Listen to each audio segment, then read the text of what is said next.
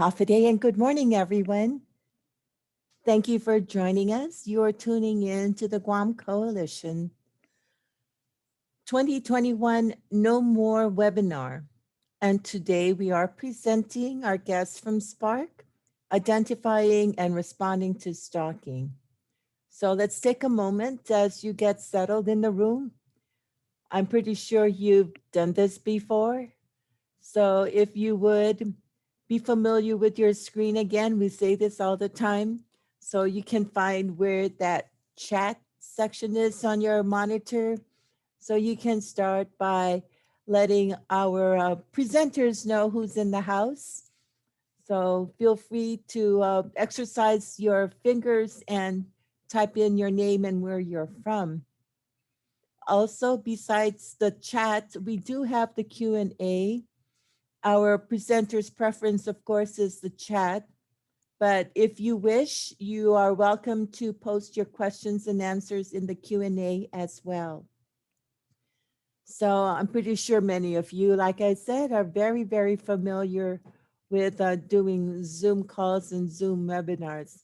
Yay, and welcome to Sarita. She's the first one who's posting in our chat.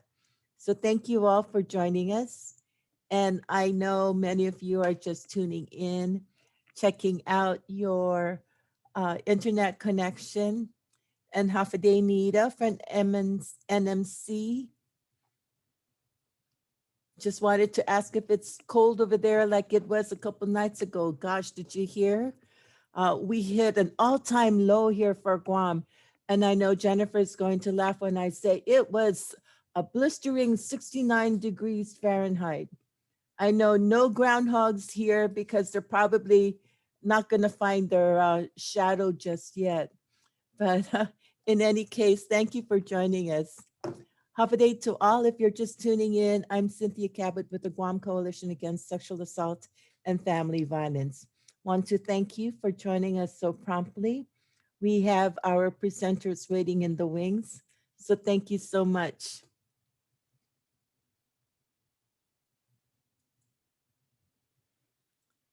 It's still a bit early, so just wanted to get you folks all settled here.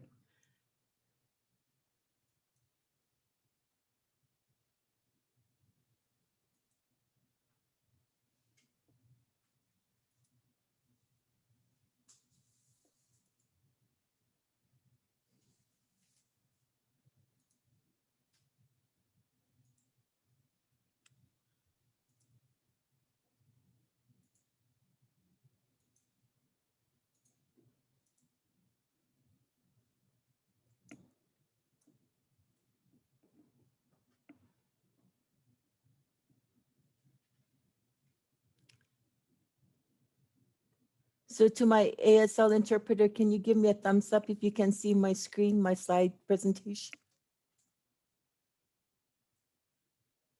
Okay, thank you. So you're tuning in, like I mentioned, this is our, the Guam Coalition Against Sexual Assault and Family Violence, our No More webinar. And we are focusing on identifying and responding to stalking. I hear the bells from the church nearby announcing that 9 a.m. is right in our midst. So I'll go ahead and begin. Of course, I need to also mention that we would certainly thank our funders for being able to provide us with funds to provide this training to you. And that is particularly the funds that we receive from the Department of Justice through the Office on Violence Against Women, as well as through the U.S. Department of Health and Human Services for the Family Violence Prevention and Services Act. For this particular webinar, we are also very thankful to the Governor's Community Outreach Federal Programs Office for approving our use of the STOP funds that we receive to provide training for law enforcement and prosecutors. So we've got a special day set aside for day 3, but we'll be sharing more information with you as we go along. So just wanted to to review today's agenda. And so just wanted to give you a preview. that we will be having our presenter, the director of SPARC herself. I'll be introducing in a moment, who'll be talking about stalking prevalence, stalking behaviors, and then of course the intersection of stalking with sexual assault and domestic violence. I know we've got these times set aside, but we're pretty much going to get with the feel of where we are with you with the presentation, and we'll move along. As we've been doing our prior webinars, it's amazing how the 2.5 hours that we set aside goes by so quickly. Just wanted to also let you know that we will be posting the webinar materials on our website. So please log in to www.guamcoalition.org. You'll see a login button at the top right-hand corner of the homepage. So to log in, the username is stalking, STALKING. I know it sounds like stocking as in Christmas stockings, right? And then there's the password.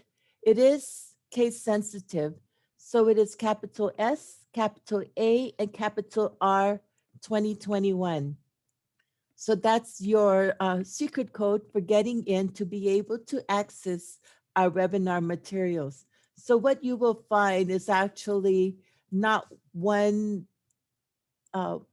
just one document for each day, but the way it's been presented, you have the entire document in one file. So be sure you download that to be able to get a preview to tomorrow's and the training for the next few days. For those of you who are interested in continuing education units, we are so grateful to the University of Guam for, again, allowing us to have you sign up for that by attending our stalking webinar. So the catch is, though, University of Guam requires that you attend the sessions, and they will not count your viewing the recorded webinar as having met that requirement.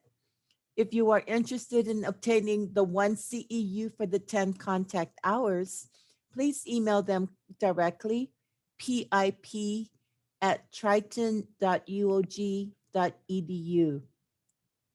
The subject, of course, is the 2021 No More, Identifying and Responding to Stalking. And our funds don't allow it, but folks, if you're interested in that, there is a cost to be able to obtain the CEUs. Just want to remind you folks too that your input is valuable to us. So at the end of each day, we will be reminding you, of course, to please complete your evaluation. You'll be able to log in, find the link also on the website, but here is the link, and you will have more reminders on this for the rest of the week. So just wanted to give you a preview to tomorrow's session. We've got, of course, it'll be focusing more on technology and stalking, or actually how stalking is impacted by technology. And Jennifer will be back with us, and she'll go over and review spoofing, GPS, geotagging, and then, of course, stalkerware, and a moment regarding social media as well. So it's not too late to register if you know of anyone who's interested in joining us. We have lots of seats in our virtual webinar and the virtual conference. And so email us at info@guamcoalition.org, or go to our website, guamcoalition.org as well.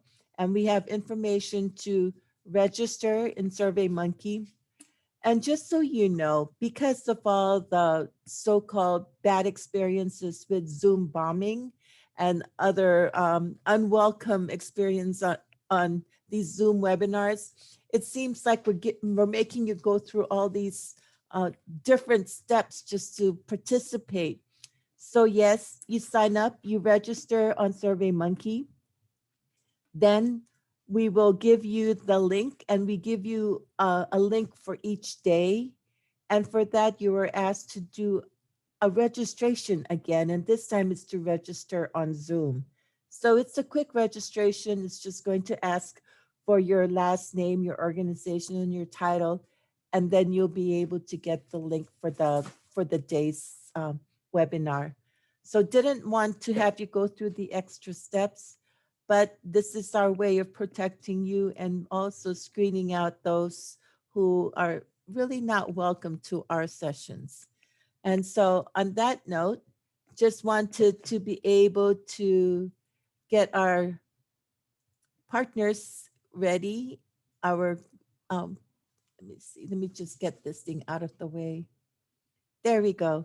Just wanted to also let you know and thank our ASL interpreter, of course, that's none other than Nathan, who is working with us from a distance. And then two, we have behind the scenes, our co-hosts from the coalition. We've got Polly Ron, we've got Taylor, as well as Dwayne, who are managing the chat boxes or managing any email requests if there's some challenges with this. But the best bet is if you are trying to get on and you are listening to this or know someone who is trying to get on, please call the office. 479-2277 is the best number to call, because if you're trying to email us, of course, we're busy watching this on our monitors, so we may not be able to get to you right away. But that being said, I'm going to go ahead and call on our presenter for today, and that is Jennifer, who is the director for Stalking Prevention Awareness and Resource Center, SPARC. She'll be talking more about herself. And I know she comes from a history of working with a coalition, from the Idaho Coalition. And that's where I first got to meet her in doing this kind of work. So she's very familiar with what we do as well. So we want to welcome you, Jennifer, to our shores virtually. And perhaps in the future, we'll be able to have you here and do more face-to-face training as we conquer this pandemic. So thank you, Jennifer, and folks. We'll be in the background, so feel free to continue to chat if you should have any questions or need assistance in any other way. We'll be watching that as well. So welcome, Jennifer. Thank you, Cynthia. Welcome, everyone. It's nice to see all of you. Like Cynthia said, I wish we were all in person as well. Mostly because I was a little sad when you said 69 degrees because it's 16 degrees here. So a little bit of a difference. So thank you all so much for spending your time with us today. I know that you have busy schedules and I appreciate you spending your time learning about identifying and responding to stalking. As Cynthia said, my name is Jennifer Landheis, and I am the director of SPARC, which is the Stalking Prevention Awareness and Resource Center. And we actually are also funded by the Office on Violence Against Women. And what we do is provide training and technical assistance on stalking all across the country. So in a normal world, we provide in-person training, we do webinars, but I think the thing that would be most beneficial to all of you would be checking out our website. And you can find that at stalkingawareness.org.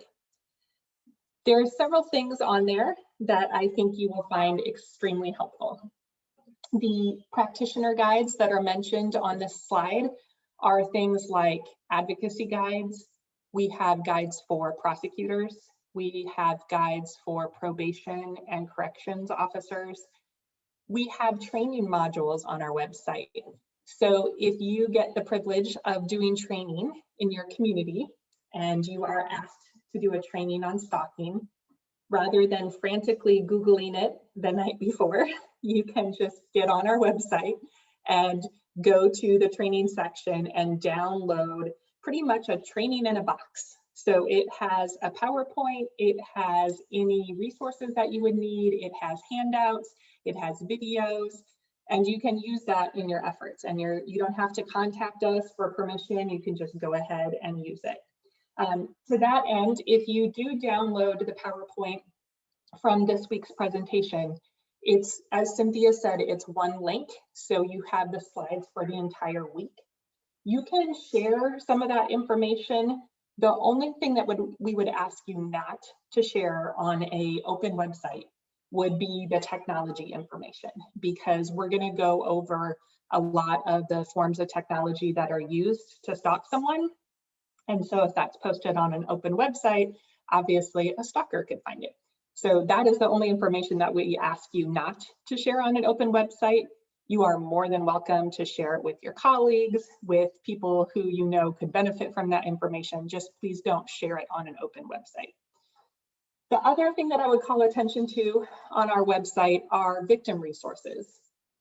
So SPARC does not work with victims directly. Instead, if victims call our office or they contact us, we tell them to work with the people that are closest to them. So their local victim service providers or their local coalition. So please don't have them call our office, because then we tell them to call somebody else, and then we kind of send victims running around in circles, and that's not fair. So please don't direct them to contact our office. But there are resources on our website that can be useful for victims. So they might find it on their own, or we would suggest that all of you download some of the information that's on there for your work in working directly with victims. So we are happy to help you if you have trouble downloading things, to send them to you in actual resource copied paper materials. But most everything that you can find on our website is downloadable. And we do have things in both English as well as Spanish. If there are other language needs, please reach out to us, and we are happy to have that translated and sent to you, free of charge, of course. Last but not least, the other big push that we have at SPARC is we are in charge of Stalking Awareness Month, which happens to be the month of January. So unfortunately, we weren't able to squeeze this training in January just because we're so busy during January, but we made it as soon as possible afterwards. And we would actually say that stalking awareness needs to happen all the months, not just in January.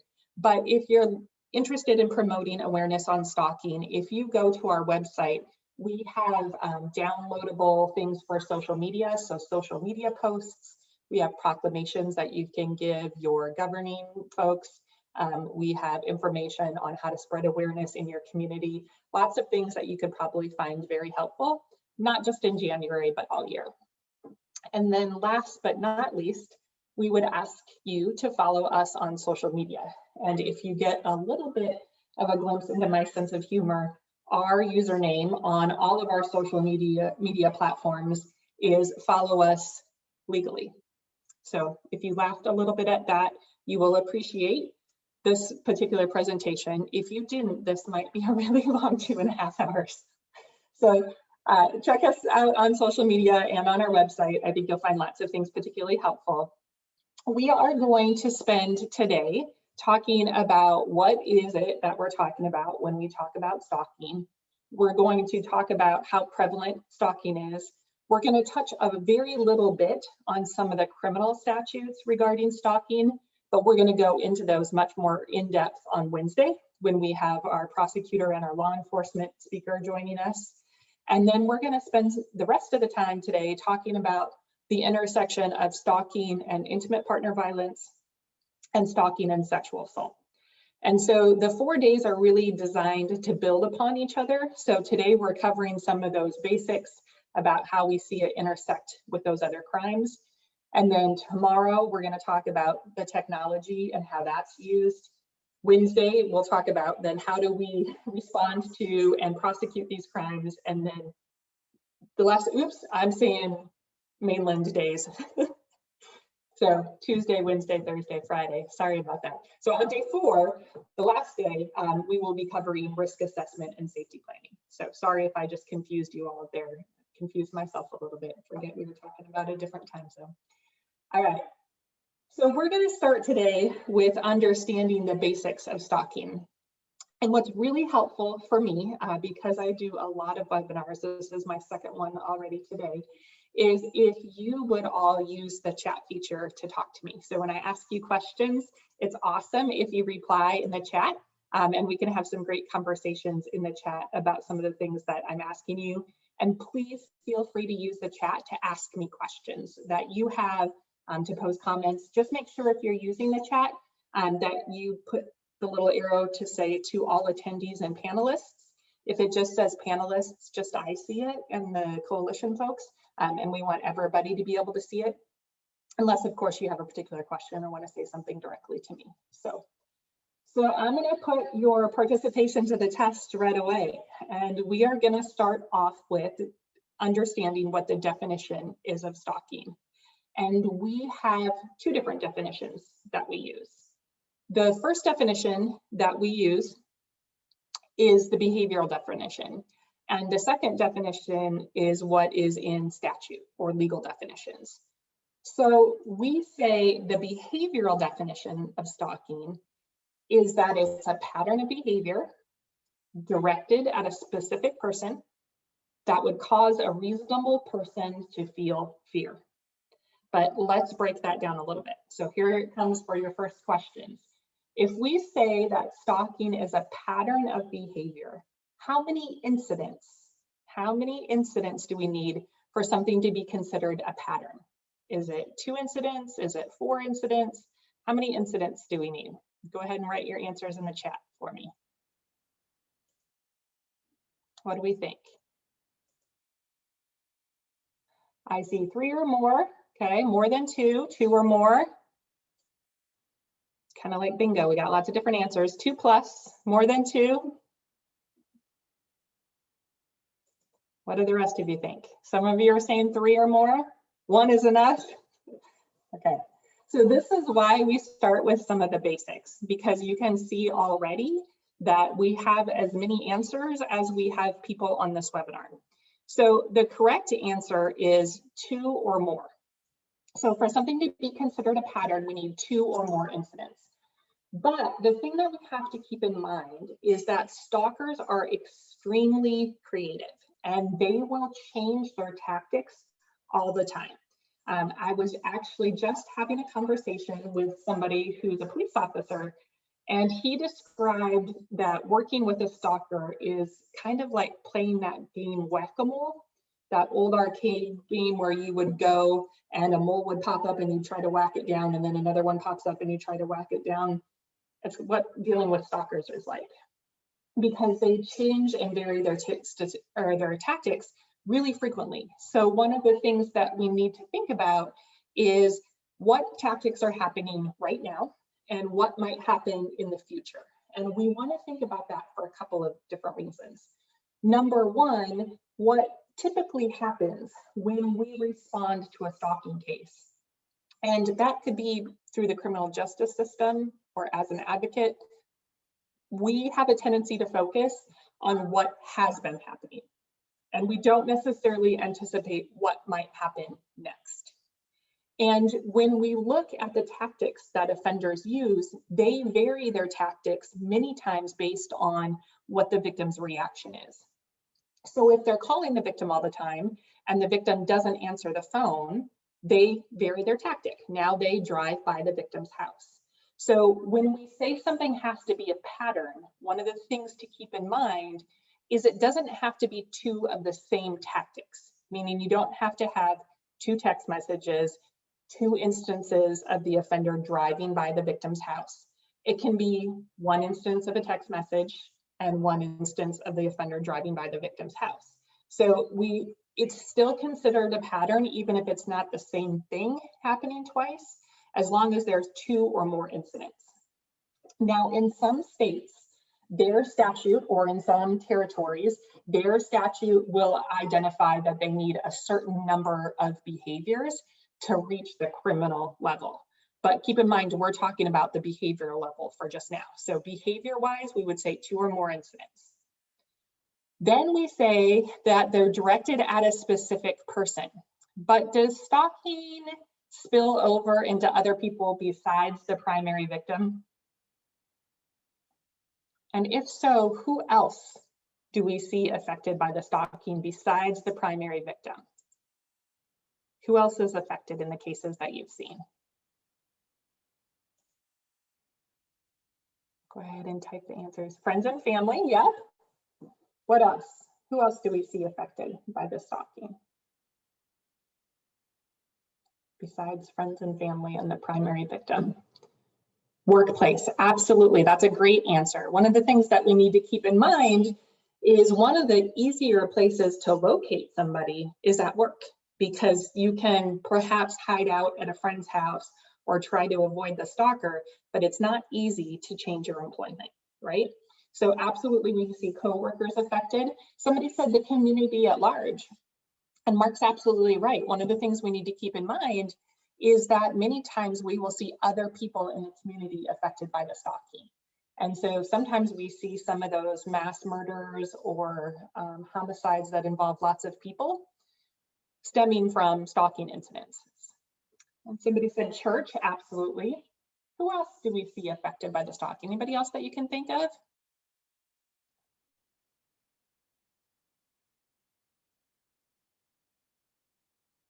couple of you said folks in the community. And I like one person's response who said everyone's affected, right? So then the last part of this definition, yeah, celebrities. So we're going to actually talk a little bit about that, Tisha. One of the things that's kind of surprising to me is when I tell people that I'm the director of the Stalking Prevention Awareness and Resource Center, I'm the director of SPARC, people say, oh, you work in California? I'm like, California? What? It's because people think that stalking only happens to celebrities and that we would be based in California because we work with celebrities. If I was working with celebrities, I wouldn't need government funding to do this work, okay? So no, not just celebrities, but absolutely we see celebrities impacted. So that's a great answer. And then several of you mentioned, you know, it can be anybody that we see that's impacted by the stalking, and that's absolutely right. The last part of our definition says that it would cause a reasonable person to feel fear. Why do you think we say that? Why is reasonable person included in our definition? Why would we say a reasonable person would feel fear? Any ideas?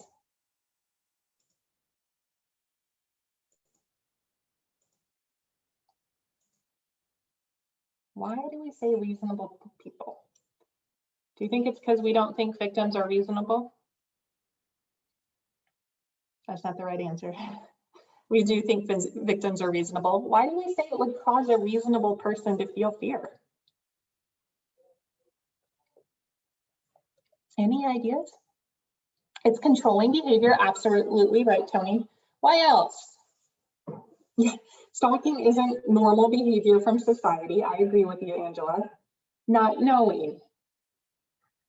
Above their comfort zone, okay.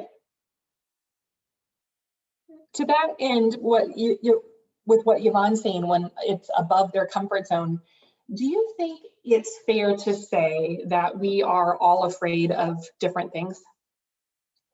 And that perhaps, as John mentioned, we might need an objective standard because fear can be pretty subjective, that some of us might be afraid of one thing and other of us might not be afraid of that thing. How many of you would be willing to admit in front of your peers that you are afraid of spiders? Anybody afraid of spiders? Anybody willing to admit it in the chat? I'm terrified of spiders. Yay, a couple of you saying yes, you are. All right, you are my people, all right? There's others of you that are like, spiders are nothing, right? So I want you to watch this video and I want you to tell me whether you would act like the female in this video or whether you would act like the male in this video. And for our captioners and for our ASL folks, the videos today are all closed captioned. So just for your information, they should all be closed captioned. And for everybody else, as you are about to listen to the video, you'll need your computer speakers up. And I will give you a warning that someone screams in this video. So if your volume is loud, don't be startled, okay?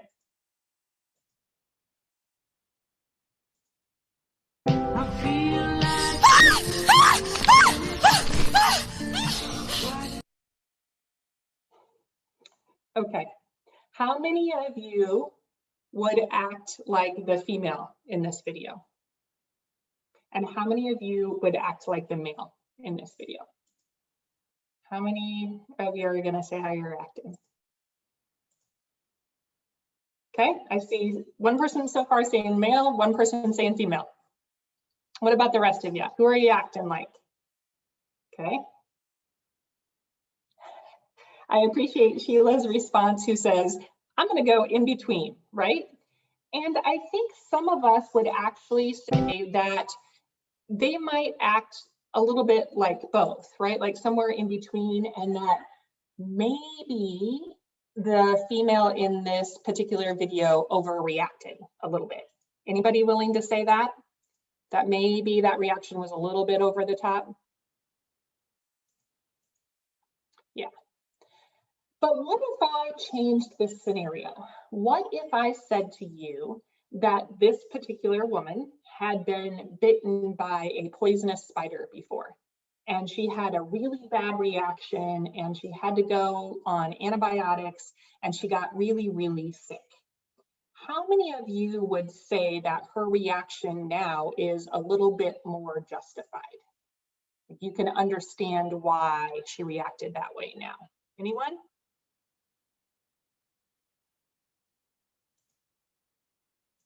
Yeah, some of us can see that that's a little bit more of an appropriate reaction, right? And I didn't change anything about the scenario. All I did was give you context. And one of the things that we have to keep in mind when it comes to stalking crimes is that context is really, really important. And what I like to say is that oftentimes we are given one piece of the puzzle by the victim, and then we have to figure out what the rest of the puzzle looks like. And that involves time and resources and the ability to be able to put that puzzle together. And that's not easy to do. And when we look at stalking crimes, the understanding the context gives us lots of pieces of the puzzle. But if we don't understand the context, we might not understand what's happening in these particular situations. So we need to keep in mind that something might be scary for the victim, and it's not scary for the rest of us. Is it scary to get flowers at work? Most of us would actually like that, right? Valentine's Day is coming up. People would like to see that happen. But that might mean something completely different to a victim of stalking, right? We also have to keep in mind that stalking behaviors sometimes have meanings that are specific to the people or the situations. And so those behaviors only mean something to the victim and the perpetrator, and they don't mean anything to those of us that are responders. We don't understand what's the big deal. The other thing we have to keep in mind is that stalking criminalizes non-criminal behavior. What I mean by that is it's not criminal to send somebody a text message. It's not criminal to drive down a public street. It only maybe becomes criminal when we are looking at it within the bigger picture, that bigger puzzle of a stalking case. And so what we have to keep in mind is victims oftentimes know that what is happening to them isn't considered a crime in and of itself. Maybe somebody has said to them, it's not criminal to sit at a basketball game and watch you. And so they have been told that it's no big deal and that there's no crime that's been committed because somebody didn't take the time to put together the context. So we have to consider in these particular issues all the things that might be happening and how important it is to understand the context. Otherwise, we're not going to do an adequate job working with victims. Does that make sense to everybody? Any questions coming up so far that I have missed in the chat?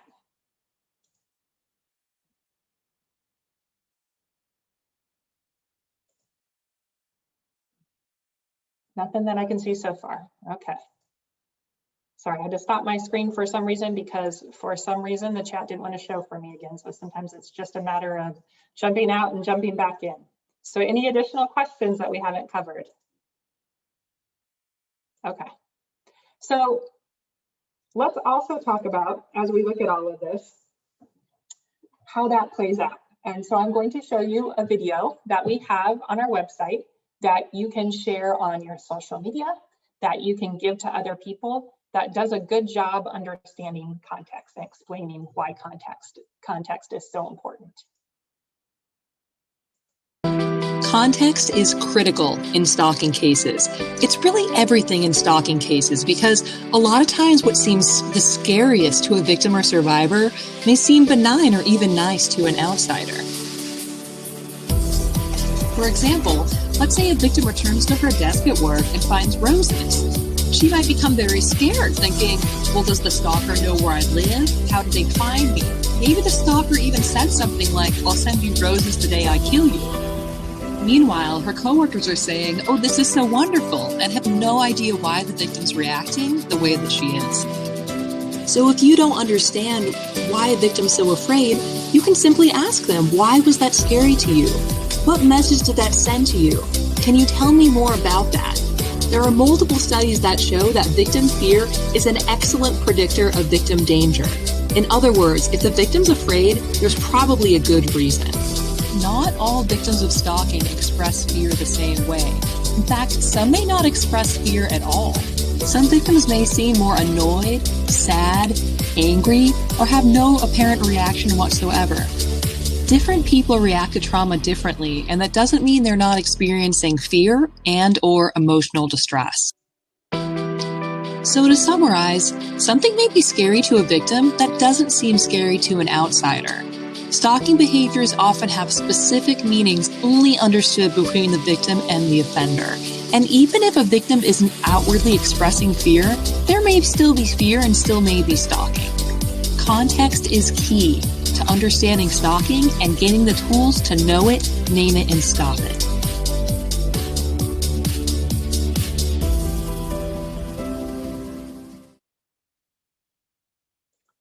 So questions about the definition that we've talked about context or about fear. Any questions so far?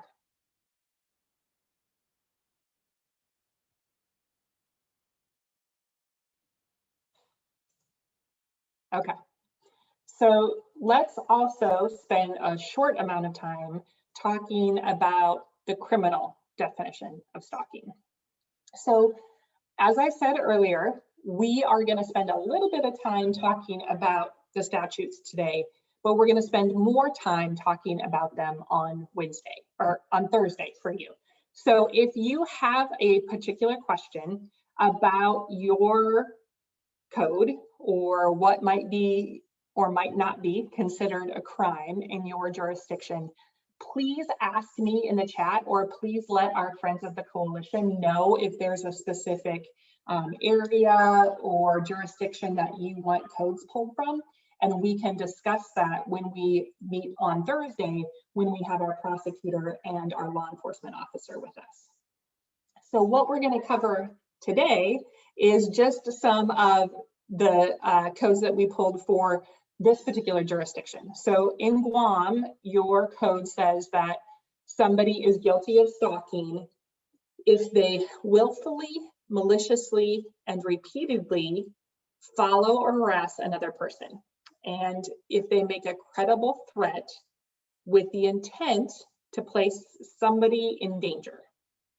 And then it becomes advanced stalking if there's a restraining order in place or an injunction in place, or if the offender has been convicted within the 7 years prior to this particular incident. So looking at this particular statute, anything within this language seem unusual or might make it a little bit hard to prosecute stalking crimes in Guam?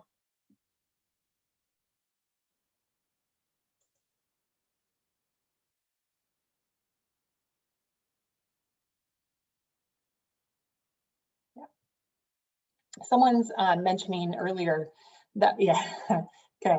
Somebody said credible threat. It only mentions immediate family. So my question was, when we look at this particular statute and we are trying to identify what might be perhaps problematic with this, is there anything in the statute that gives you pause or that you think might make these crimes a little bit harder to respond to? And somebody said credible. The other thing that might be problematic in this is the willfully, malicious, and maliciously. Because sometimes stalking offenders say, well, I didn't mean to cause fear in the other person, or I didn't mean to stalk that person. It was just a coincidence that I showed up in a certain place. So one of the things that we'll talk about in day 3 is how do we try to prove that somebody intended to do this? Okay. Anything else that you would note about this particular statute?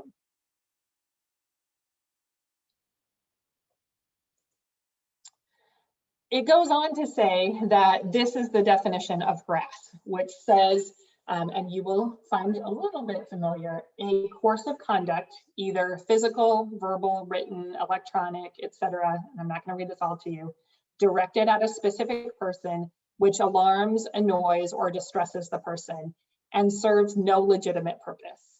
So again, this is where it could be a little problematic when it says that it has to be a willful course of conduct, because most offenders will say it's, you know, just a big coincidence, or I didn't mean to scare that person. Okay, doesn't mean we can't ask some great questions or try to prove that that behavior was willful or intentional, or that the offender should have known that it was willful or scaring the victim. Okay. We also see that it defines course of conduct as a pattern of conduct composed of a series of acts over a period of time, however short, showing a continuity of purpose. So remember how we talked earlier about the number of things that need to happen? This is actually great language in here because it says no matter how short a period of time. So we could have 2 text messages that come in within a minute of each other that we could use as 2 courses of conduct. Now, we're probably going to need a lot more than that when it comes to prosecution, and we're going to talk a lot more about that on day 3, but those are things to just think about.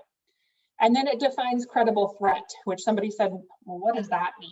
So credible threat is language that's in a lot of statutes, and it just says any threat, either overt or subtle, that constitutes a threat with the intent and ability to carry out the threat. So essentially, when statutes are defining credible threat, they want to see that this person intends to do it and that they have the means to actually carry out the activity. So where this can be hard, let me give you an example, is if, say, for instance, I was stalking someone on your island and I said, I'm going to come there and ruin your reputation. Well, right now, that might not necessarily be considered a credible threat because I would actually have to fly there to commit the offense. We have a pandemic going on, so who knows if I could make it there, right? So the credible threat might be a little bit more in question right now.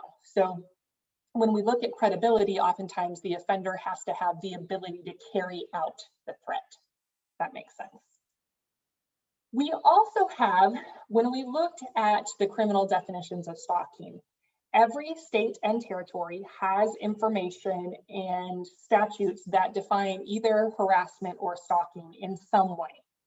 We also have what we call interstate stalking, and this one gets to be really important, especially when we're looking at, say, for instance, your area of the country where someone might be able to travel, say, from Guam to Japan or something like that, and they cross either interstate lines or foreign commerce lines.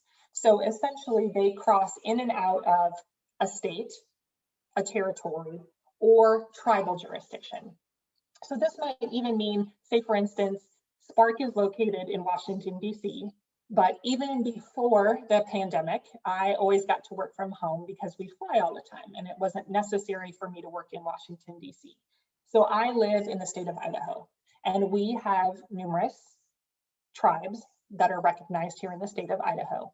So if somebody crossed in and out of a tribal jurisdiction, even within the state of Idaho, they would still be considered a federal offense because, and the interstate stalking law, because they're crossing in and out of a tribal jurisdiction. A little bit confusing, but hopefully that clears a couple of things up. And then this particular statute just goes on to describe what emotional distress is, what we see personal injury look like, etc.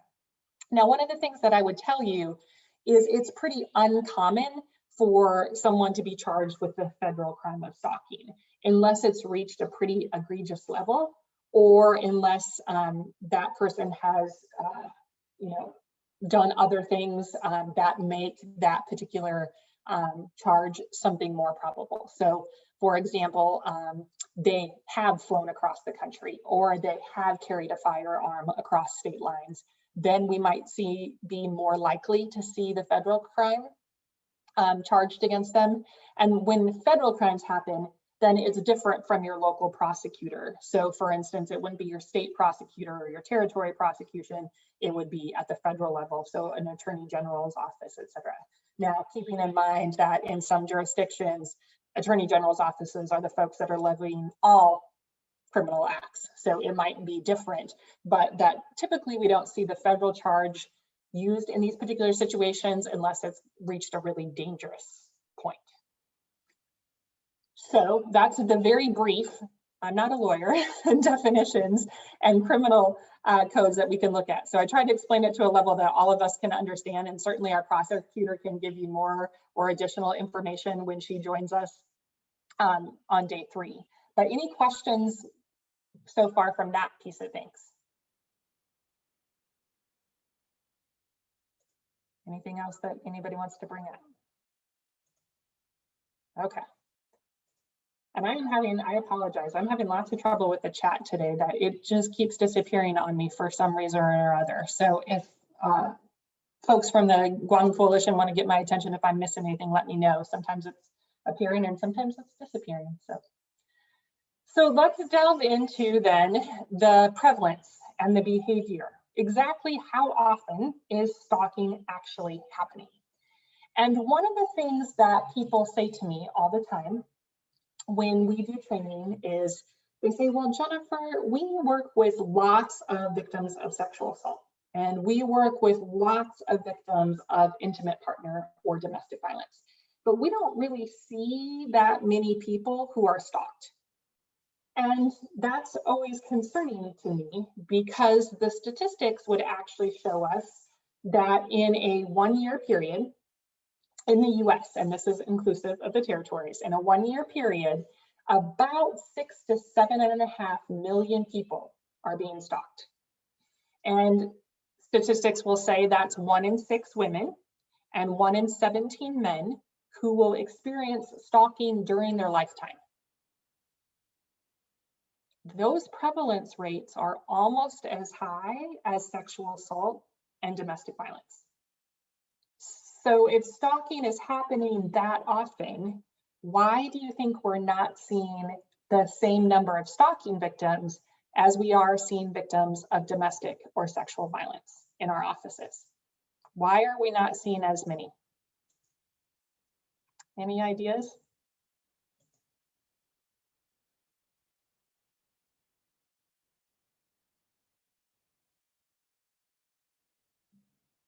They're not reporting it, yep, underreporting. So it could be underreporting by victims. It could be that victims don't understand that they're being stalked, absolutely. What else?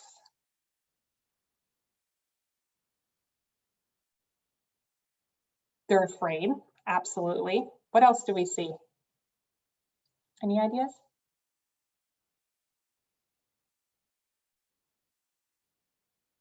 Yep. I think it's fair to say that we have come a lot further in our response to sexual and domestic violence. So those are responded to more. We've had more training. We've been working on those crimes for a lot longer than we have stalking crimes. Any other ideas? Okay, we could have stalking victims feeling more scared because they're more threatened. So absolutely, they might be more afraid to go forward. I think it's a little bit of both. I think it's partly that victims are scared and that they might not identify that they're a victim of stalking. But I think it's also that as responders, we haven't done a lot of work on stalking.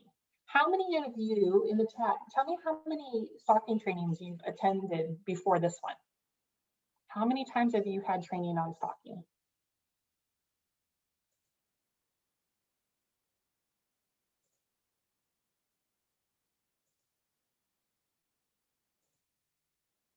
None? First one. A couple of you have had 3. Yeah, lots of us, this is the first time we've had stalking training, right? And that's not unusual, okay? I have been doing domestic violence and sexual assault work for almost 23 years, which I know is really surprising to all of you because clearly I only look like I'm 25, right? But I've been doing this work for a really long time. And it wasn't until I was several years into doing sexual and domestic violence work that I had my first stalking training. And what we see is across the world, even, that stalking compared to sexual assault and domestic violence is about here when we get to the response, okay? If you even look at our national response, the Office on Violence Against Women has 1 training and technical assistance provider for stalking. And we're a comprehensive provider. So we work with colleges and criminal justice folks and victim services providers, but they have like hundreds of domestic violence and sexual assault people to do training and technical assistance. So we're just not there yet with stalking. So one of my challenges to all of you is to think about, because I know there's not a single one of you attending this training today that has not enough to do, right? There's not a single one of you that's underpaid or overpaid and underworked, right? So we know that I can't ask you to do more on top of what you're already doing. What I'm asking you to do is think about how do you weave in the stalking work in amongst all the really great domestic and sexual violence work that you're already doing, okay? So if the numbers are 1 in 6, right? And we know as far as the dynamics go that women are more likely to experience stalking than men, but that a majority of the offenders are male. So even when we have male victims, we also oftentimes have male offenders. So with male victims, in half the time, they're being stalked by a female, and half the time they're being stalked by a male. And that's because they have a female in common. So the offender has targeted a female, that female has gotten into a new romantic relationship, or what the offender thinks is a new romantic relationship, and then they start targeting the new romantic partner. So keep in mind that that's pretty common. We also know that a majority of victims know the offender somehow, and that 18 to 24-year-olds experience the highest rate of stalking. Anything surprising about any of those dynamics to any of you?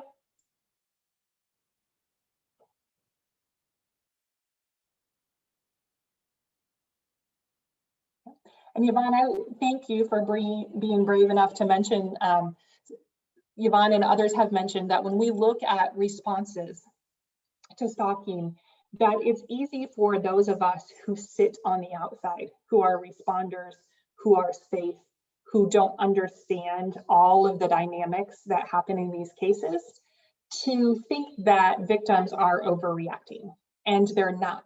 And in fact, what we're going to talk about on day 4 is hypervigilance. And many of you who do sexual assault work or domestic violence work know what hypervigilance is. It's when victims are constantly looking over their shoulder and worried about where the offender might show up or what they might do. And hypervigilance is a really good thing. It helps keep victims safe. But for those of us who are on the outside, who don't understand why somebody reacts that way, they oftentimes will label victims' reactions as over the top or blowing it out of proportion, or they may even use the word paranoid. It's none of those things. It's hypervigilance, and it's some of the things that help keep victims safe.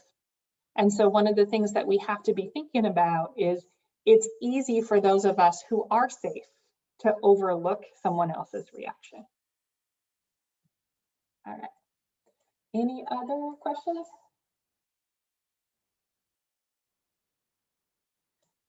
Yep, and somebody said when we're looking at some of the reactions and responses to stalking, some folks that might speak about and consider that they don't want to become involved in the incident because they're worried that they might be targeted.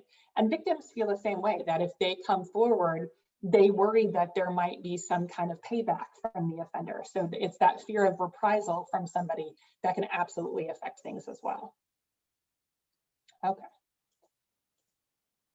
Not surprising, a majority of victims of stalking know the offender in some way. It's about half of them that are in a current or former intimate partner situation. So one of the problems is some people say, well, we work on stalking in our area through our domestic violence work, which is okay because we've made some good responses to domestic violence, but it's not okay in that 50% of stalking victims are not being stalked by a current or former intimate partner. It's not domestic violence, okay? They're being stalked by an acquaintance, a stranger, a family member. We see those dynamics a little bit different when we look at the 18 to 24-year-olds in particular. For 18 to 24-year-olds, some of the dynamics that we know is that students who identify as either transgender or non-binary or genderqueer have the highest rates of stalking. We also see higher rates in individuals who identify as Black or Native American, much more so than their white counterparts. And that students with disabilities are 2 times more likely to experience stalking. So not surprising, we see a higher level of stalking happening in populations that people might label as marginalized or underserved. So keep in mind that we can talk about some of the dynamics, but that of course, each individual case is different. But this is some of what we know from the research and from our work with stalking victims. The other thing we know is for those college students, the relationship varies a little bit in that the most common is a former intimate partner, but the second most common is somebody that they recognize, that they don't necessarily know that person's name and wouldn't consider them a friend, and they're stalked by that person. So somebody on their campus that's an acquaintance that they don't consider their friend, that they may or may not know their name, and that's who's stalking them. And then the last question that we always get is people want to know, how has COVID impacted stalking from the statistics? And what we know is that lockdown absolutely enhances the opportunity for surveillance, and that those added strains that victims might be experiencing, like lack of childcare, isolation from other people, delayed justice in the court system if the justice system isn't meeting on a regular basis, as well as the reliance on technology, helps facilitate that tech-facilitated stalking. So we do see some differences now during the pandemic, and we're going to talk a little bit more about that tomorrow when we talk about some of the different forms of technology. All right, so let's move on into understanding why is it that stalkers do what they do. And they do it for a couple of reasons. Some stalkers do it because they are seeking affection from the victim. Lots of stalkers do it out of power and control. What crime does that sound like? What other crime do we talk about power and control in?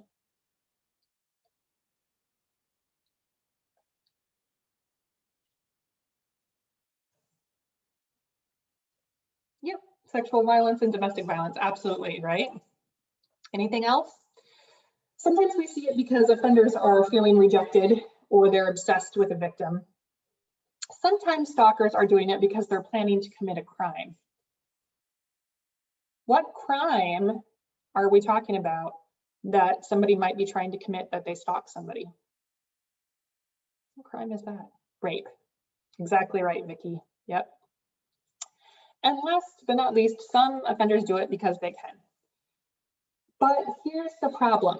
When it comes to identifying stalking, lots of times people don't know what they're looking for. And they are waiting for victims to use language like somebody's stalking me or somebody's harassing me.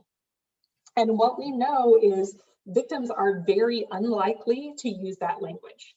They will say things like, somebody's creeping me out, someone's following me, somebody's accessing my social media. But then if as responders, we say to them, are you being stalked? They will say, nope. Because stalking is somebody sitting with binoculars across the street watching them. And we know that stalking's more than that, right? So we're going to take a break here, but before we take the break, I want to show you really quickly this particular slide. And this was developed by a researcher out of the University of Kentucky who was helping us try to figure out how do we describe stalking. And she came up with a framework called the SLI framework.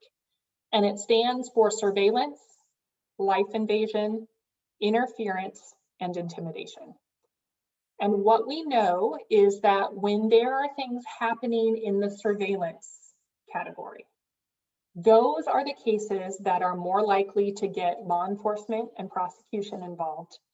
They're the cases that most of us identify as like stereotypical stalking.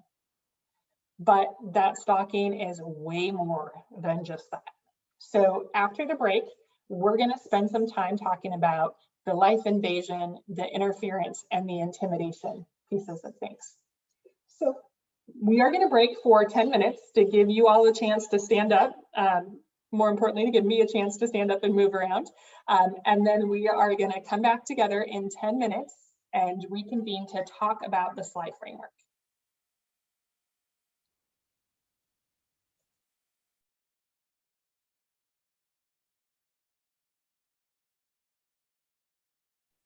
All right, everyone, we're going to reconvene in like 1 minute. So if you can hear my voice, go ahead and head back to your computer.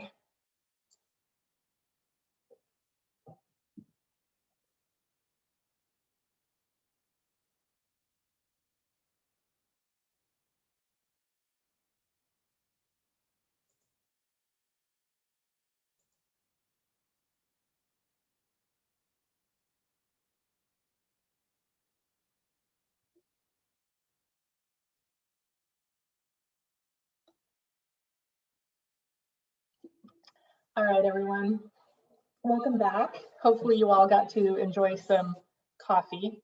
I switched to water here because it's later in the evening and I won't sleep, but hopefully you all had a nice little break there. So as we look at this particular framework, I mentioned that surveillance is the most popular and probably the thing that's most understood about what stalking actually is. So when we talk about surveillance, we are referring to things like the offender following the victim around, they're watching the victim either close by or far away, they're waiting somewhere for the victim to show up. So common places might be like their work, the gym, a restaurant, someplace, church that they know that the victim frequently goes to. Showing up someplace unexpected or using some kind of tracking software, which we're going to talk about tomorrow. Obtaining information about the victim. So especially in small communities, just talking to other people to find out where the victim's at or who they might be dating or other information. And then engaging in what we call proxy stalking. And proxy stalking is simply when they use a third party to engage in the stalking. So they might ask their friend or a family member to keep tabs on a victim. We also see proxy stalking happening in one other place. Any ideas where you might also see proxy stalking or where offenders might be when they call other people and ask those other people to keep track of the victim? Where's the offender usually at when that happens? Any ideas? Could be work. Jail. Yep. Jail or prison. Yep, you guys all got it. So we actually see that happen pretty frequently, either in domestic violence cases or in stalking cases, where the offender is calling somebody from jail and saying, you get over there and tell that victim X, Y, or Z. Okay. So the surveillance piece of things is pretty understandable. Most of us usually get that. And Monica's asking about internet stalking. Yeah, so that would be either in the tracking software category or in the watching category. So one of the things that we know, Monica, is that a lot of times offenders will use the internet or some form of technology like social media to keep track of the victim. So the important thing to think about when we go through these 4 different categories isn't necessarily what's right or wrong as far as where a behavior fits in the categories, but rather just the helpful way of seeing all the different ways that stalking happens to victims. So we could understand that following could be surveillance and it could be life interference. So there's no really like right or wrong place to categorize things. It's just a helpful way to think about all the different things that can be happening in a stalking case. And this is where you might find it really helpful. If you are working with somebody and you are law enforcement or a victim advocate or a mental health professional, and you are trying to figure out everything that's been happening to the victim, these lists can help you figure out what questions to ask, and they can help you figure out what might be happening next. Remember, I said earlier, a lot of times we safety plan around what's been happening, and we don't consider what might happen next. And so this is a really useful way to bring these things up to the people that you're working with to say, what if they call you? Have you thought about, or is somebody gaining access to your property? Is somebody humiliating you in public? These can give you the direct questions that you can ask the individuals you're working with. So life invasion is things like unwanted contact at home or at work. Again, showing up places, making phone calls, property invasion. It's really common for stalking victims to have lots of their property damaged. So things vandalized, their house broken into, that type of a thing. Public humiliation. So the offender showing up someplace and then causing a big scene and the victim's embarrassed or ashamed. And so they might talk to the offender when normally they wouldn't, or they might try to appease the offender so that the offender will leave them alone. And so the offender knows that humiliating the victim in public is a good way to get what they want. And then last but not least, harassing their friends and family. We also see things like interference. So that can be financial or work sabotage. So one of the examples that I can give you is I recently got a call from a police officer who was trying to work on a stalking case. And the incident that the victim reported when they came in, she said, I'm a real estate agent. My offender has gotten onto my website and ruined my Google reviews. I used to have a 5-star service and now I have like a 2-star service. And the victim reported that to this law enforcement officer, and the law enforcement officer was like, there's not much I can do about that. Sorry. So the officer called me to see if I had any ideas. And I said, I bet that's not the only thing that's happening. What other stalking behaviors are happening? And there was silence on the other end of the phone. And the officer said, well, that's all she told me about. So one of the things that we know is we have to ask the specific questions. So I said to this officer, give her a call back and ask her about all these different sly strategies. And once he did, he found out a whole bunch more information. But what the victim had told him about, first of all, was the thing that was the most hurtful to her. It was hurtful to her emotionally. It was hurtful to her job. and to her reputation. And it was hurting her finances because now she wasn't getting clients to sell houses. So she had focused on that particular issue because that's what was the most emotionally hurtful to her. But there was a whole bunch of other stuff happening. But again, because he didn't ask, she didn't tell him.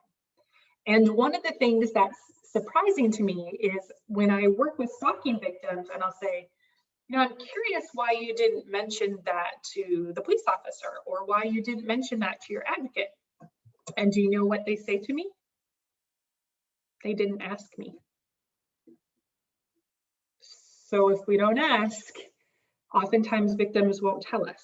And so these slide strategies are a great way of asking about what's going on.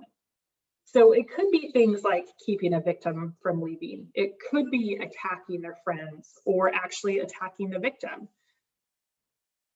And somebody asks, someone is in your house watching you through some kind of technology, is that possible stalking? Absolutely, it's definitely possible through the different forms of technology.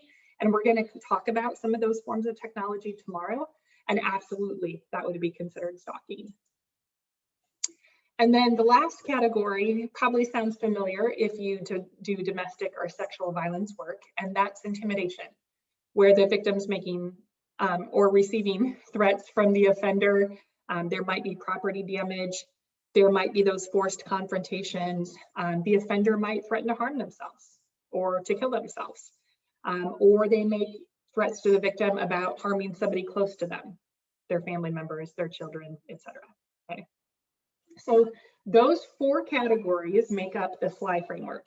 And those are really helpful as we move on through the next 4 days in understanding what does stalking actually look like and sound like, okay?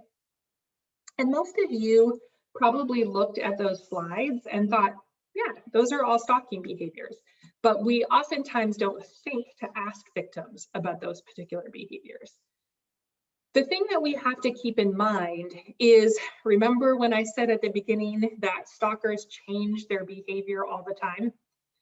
78% of them are going to use more than one means of approach. So if something doesn't work, they're going to simply change their response, okay? So some of the things that we need to be thinking about is making sure that we are asking and answering those particular questions to encompass all the different behaviors that happened. And I answered the question about the technology in the house and then said we're going to cover some of that tomorrow. Any additional questions that I missed? Anyone? Okay. So let's talk about then the intersection between stalking and intimate partner or domestic violence. And I bet if I asked all of you, are you working with lots and lots of domestic violence victims? Most of you would say yes on a daily basis. And then if I said, are you working with stalking victims? You would say, every once in a while, right? Let's see if you change that response after we talk about the fact that oftentimes it's both stalking and domestic violence, okay? So one of the things that we want to start off with is I'm going to show you a really quick video here that helps you understand the intersection.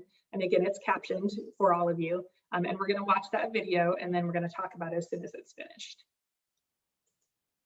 There are 4 major crimes under the Violence Against Women Act: domestic violence, dating violence, sexual assault, and stalking.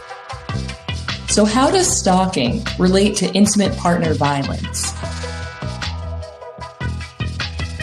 In the criminal justice and domestic violence fields, we often hear stalking discussed in the following way. There's an abusive relationship, the victim leaves, and then that abusive partner, the offender, begins to stalk the victim after. While this can and does occur, let's take a look back at that abusive relationship. If during the relationship the offender was engaging in surveillance, making unwanted contact, threatening the victim, sending unwanted items, recording the victim without their consent, tracking them and/or meddling in their finances, that's stalking. That's domestic violence and stalking. And stalking can take place before, during, and/or after a relationship. It's important to recognize stalking as its own form of victimization and not just call it coercive control, intimidation, or jealousy, because stalking is an indicator of greater risk for the victim. Those who were abused and stalked experienced higher rates of serious threats, physical violence, sexual assault, and even homicide. In fact, in the vast majority of intimate partner femicides, there was stalking in the year prior to that murder or attempted murder. So while intimate partner stalking doesn't cause these other forms of victimization, it is a red flag and an indicator that this might be an especially dangerous case. So make sure that you ask victims if they are experiencing stalking behavior, and if they are, respond with the appropriate level of urgency and connect them to the right resources for their safety. If you aren't sure where to start, Victim Connect can help refer stalking victims to local resources. And the Stalking Prevention, Awareness, and Resource Center, or SPARC, has resources and information for professionals as well as victims at stalkingawareness.org. It is critical that our field recognize the intersections of domestic violence and stalking and works together to keep victims safe and hold offenders accountable.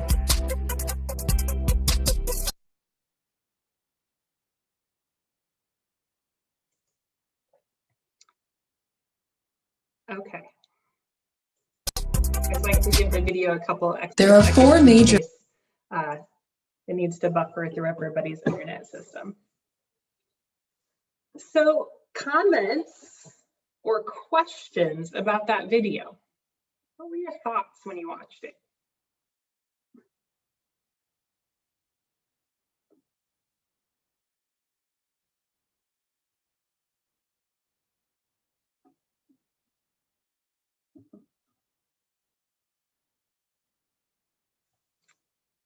Y'all were doing a really good job chatting with me before the break. What happened?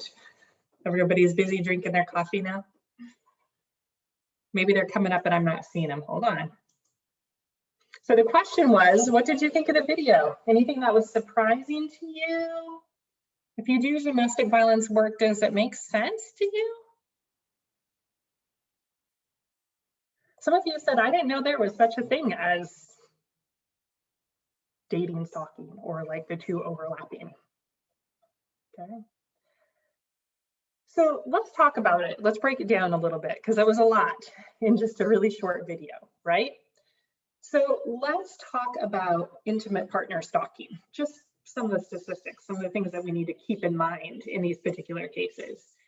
So when we look at intimate partner stalking cases, as compared to all stalking cases in general, they last longer. Why do you think that is? Why do intimate partner stalking cases last longer than the average stalking case? Almost twice as long.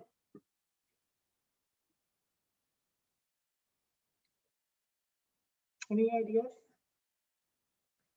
I mean, it kind of makes sense when you think about it. Sometimes it's because there's kids involved, but our intimate partner stalkers a lot of times have more vested in the relationship, right? Some of you are saying they know the victim, they're looking for intimacy, there's all those emotions that go along with a relationship, all of which are true, right? And they may have been together for a while. Lots of stalking victims who are stalked by an intimate partner actually say that the stalking happened while the relationship was still going on, that it didn't suddenly, they were in a domestic violence relationship, they left the offender, and all of a sudden, oops, the offender is stalking the victim. Victims say, nope, it started while we were still together. And that oftentimes when the victim separated from the offender, the stalking got worse, which is something we know from domestic violence, right? That some of the more dangerous times in a domestic violence relationship are when the victim leaves the offender, right?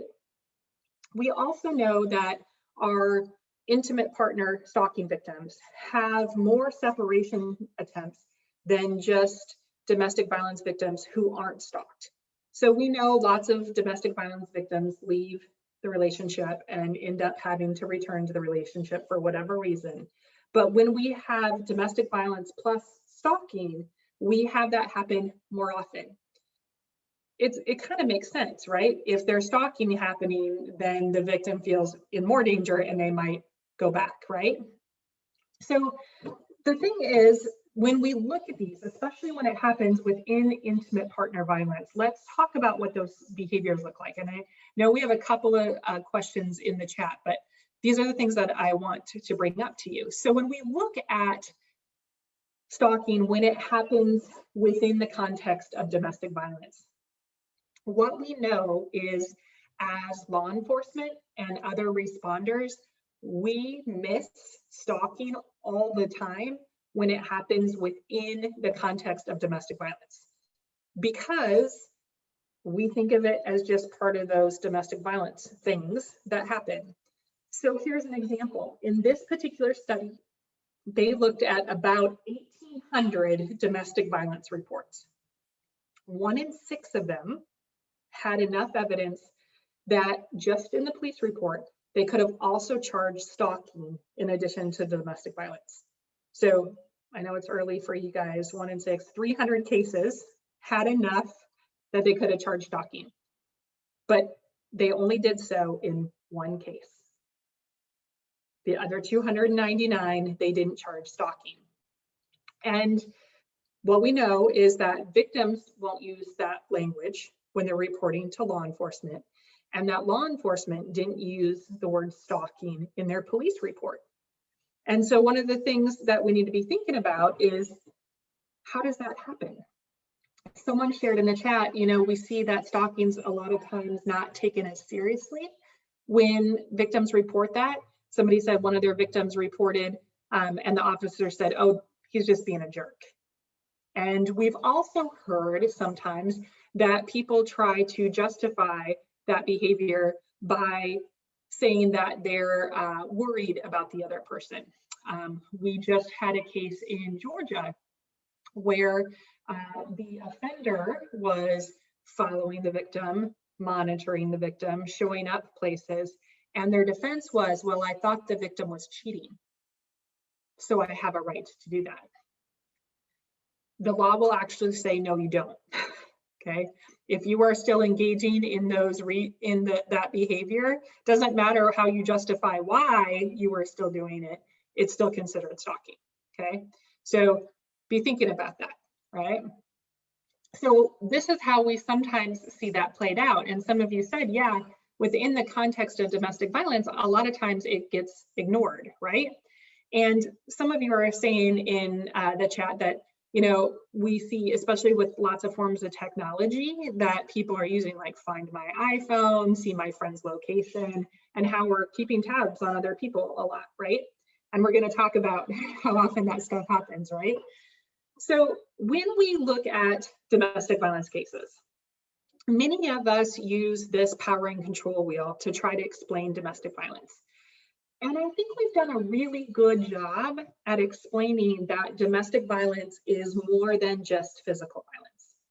And in fact, we say things like the offender is really jealous, they're really controlling, they might monitor a victim's social media, they might show up at friends and family's house to keep tabs on the victim. And we've even come up with language for that. We will say, oh, the offender is using coercive control. Anybody ever used that language before? And we've done a good job about letting people in our community and in our response system understand that coercive control is part of domestic violence, right? So keep in mind that what happens a lot of times is when that stalking behavior is occurring, and the offender is jealous and they're controlling and they're monitoring social media and they're showing up places, etc. And that happens while the victim and the offender are still together, we don't usually label it as stalking. And then when the victim leaves the offender and the offender is doing the same stuff, they're monitoring, they're showing up, they're jealous, they're controlling, then maybe we say, oh, now it's stalking. Well, it was stalking when it was happening within the context of domestic violence. We just didn't call it that. We said it's coercive control. We used our power and control wheel and said, oh, it's isolation, it's male privilege, it's emotional abuse. We never use the words stalking. And some of you might be like, who cares, Jennifer? What does it matter whether we call it domestic violence or whether we call it stalking? Well, if we don't name it as stalking and we don't use that language and we don't give victims the language that they might need to make a police report, etc., we miss the opportunity to intervene. And our most dangerous stalkers are our intimate partner stalkers. People say to me all the time, Jennifer, how do we know which cases are the most dangerous? And in part, one of the things I'll say is intimate partner stalkers. If they were a current or former intimate partner and there's stalking happening, those are some of your most dangerous ones, right? So someone asked me, can a husband be apprehended if he stalks his wife during the terms of marriage? Is it a valid ground for an uncontested divorce? That's a complicated question without knowing all the different tactics that might be happening. What I can say to you is oftentimes if that behavior is happening within the context of a marriage, it more times than not will be identified partly as domestic violence, might not be identified as stalking, but it should be identified as both. And this is why, because those intimate partners who engage in that type of behavior are going to be more likely to physically approach the victim. They're going to be more interfering and insulting. They're going to be the offenders that are more likely to use weapons. They're going to be the ones who escalate their behaviors really quickly. Like they go from, I sent a text message to now I'm showing up with a gun, okay? And these are our cases that don't stop. What we know is that in 50% of all stalking cases, if there's some kind of intervention, meaning a civil protection order, a restraining order, an arrest, the victim leaves the offender, somebody that's important to the offender talks to him and tells him to stop it. If there's an intervention, in 50% of the cases, the offender stops. In 50% of the cases, the stalking still continues. And the cases that are going to still continue are typically intimate partner stalking cases. Now, some of you might be like, okay, Jennifer, but what does this all mean? Well, for protection orders or restraining orders, depending on what you call them in your jurisdiction, if there is a protection order and there's also stalking happening, our victims are 4 times more likely to be physically assaulted. They're 9.3 times more likely to be sexually assaulted. And they're 4.7 times more likely to be stalked or to be injured. So if we have stalking and a civil order of protection in place, we have victims that are at a very high risk of being injured, physically assaulted, or sexually assaulted by the offender. All the time people say, well, I never would have guessed that this offender would have done this. Well, we don't need to guess. If we identify that there's a protection order or a domestic violence happening in that relationship, and there's stalking behavior, because now we understand it as stalking behavior, we call it stalking behavior, those are the cases that are going to be the most harmful. Okay? It's not an exact science, but it sure does give us some really great ideas which cases are going to be the worst ones, right? And what we know is when we look at stalking happening within the context of domestic violence, they do studies all the time on femicides. And femicides is just the fancy word for females who are murdered by a current or former male partner. In 85% of attempted femicides and 76% of completed femicides, there was an episode of stalking that happened within a year prior to the attack. So people say all the time, well, how do we prevent our women from being killed by their intimate partners? Part of that prevention is identifying stalking within the context of intimate partner violence. and within the context of sexual assault. Because what we know is that stalking is a lethality factor. If we look at intimate partner homicide studies, and we try to say, okay, what are the biggest risk factors? Access to weapons, if the offenders threaten the victim with a weapon, but look at what number 8 is, stalking. It produces a 3-fold risk in the risk of intimate partner homicide. So if we have stalking plus domestic violence, we have a probability that this victim is going to end up being harmed or killed by their partner. But if we didn't call it stalking and we didn't identify stalking as part of the domestic violence, then how are we supposed to know that these are most dangerous cases? How are we supposed to be able to talk to victims about our concern for their safety if we never even called it stalking? And I had a huge aha moment when I was doing this work. I was a baby advocate at a rural program, and I've always done work in rural programs. So not as challenging as working on an island, but close, okay? So in working in rural areas, one of the things that we worked on is that when we responded with law enforcement to domestic violence cases, and I, early in my career, was called out when the police were on the scene of a domestic. And I was working with a 19-year-old young lady by the name of Katie. And Katie had been assaulted by her partner and had called the police, and the police were not able to arrest him that night because they didn't have their probable cause, that there were no marks, they were not able to make an arrest. But I worked with Katie, and then Katie proceeded to do everything right that people think victims of domestic violence should do.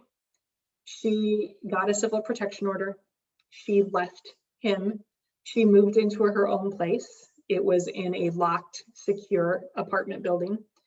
She told people at her work about what was happening and said, if you see him, please let security or the police know.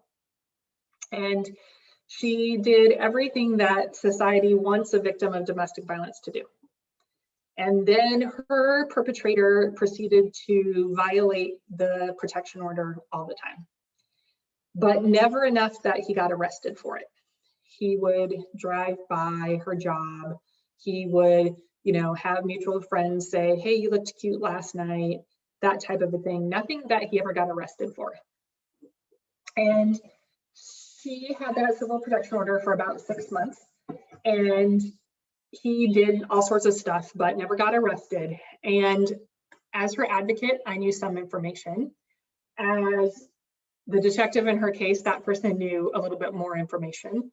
Her best friend knew information. Her work people knew information, but none of us knew what the other people knew. And about 7 months after we were initially called out in her case, I was on call, and I'm at the park with my 2 little kids, and there are 2 police cars that drive by with lights and sirens on. And I think, uh-oh, that's probably a domestic violence situation. I should probably go home and get the kids, squared away and be ready to be called out. And I went home and I was waiting. I'm old. I was waiting for my pager to go off. Okay, that's how old I am. And it didn't go off. And so I turned the scanner on because I'm in a rural area and everybody owns a scanner. So I turned the police scanner on, and they were at an address that sounded familiar to me. And then I heard them call for the coroner van. And I thought, uh-oh. And it turns out it was Katie's apartment, and that Katie's ex-partner had killed her. When she came home from work, he was waiting behind her door and he stabbed her and killed her. And after her death, when we were doing a lethality review, because that's something our jurisdiction did. We were going through her case. And I remember the detective, who happened to be a good friend of mine, saying something about, well, he was stalking her. And I thought, stalking? He wasn't stalking her. I mean, yeah, he was like driving by her place, and yeah, he was sending her text messages, and yeah. Oh. I didn't call it stalking. I thought, he's being a jerk. He can't let it go. He's doing the thing all domestic violence offenders do. But I never labeled it as stalking. And that changed my career forever. It's part of the reason that I went into this work, and her story will haunt me for the rest of my career and the rest of my life. And there were lots of signs that we missed in her particular case. And I'm not saying if we had discovered them that she would still be alive. I still think he would have killed her.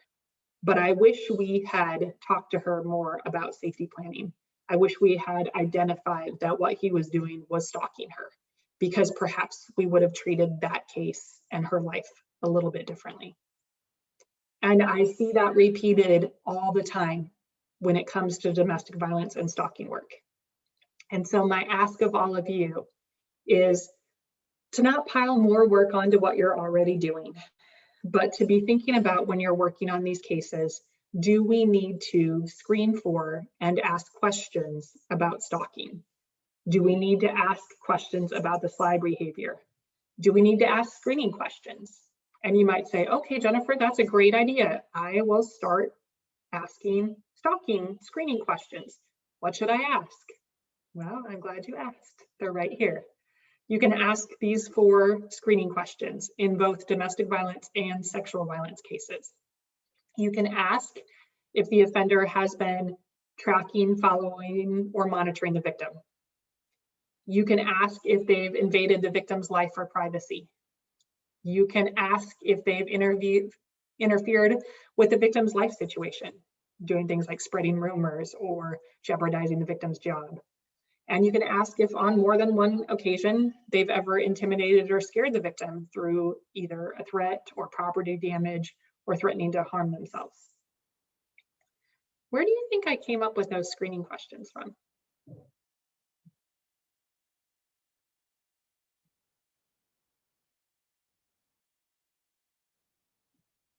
I think I'm just super brilliant and I just made them up. Somebody said could be that case.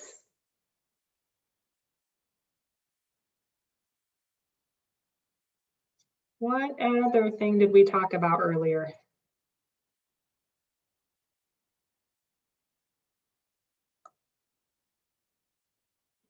We talked to the victim. What other framework did I give you earlier?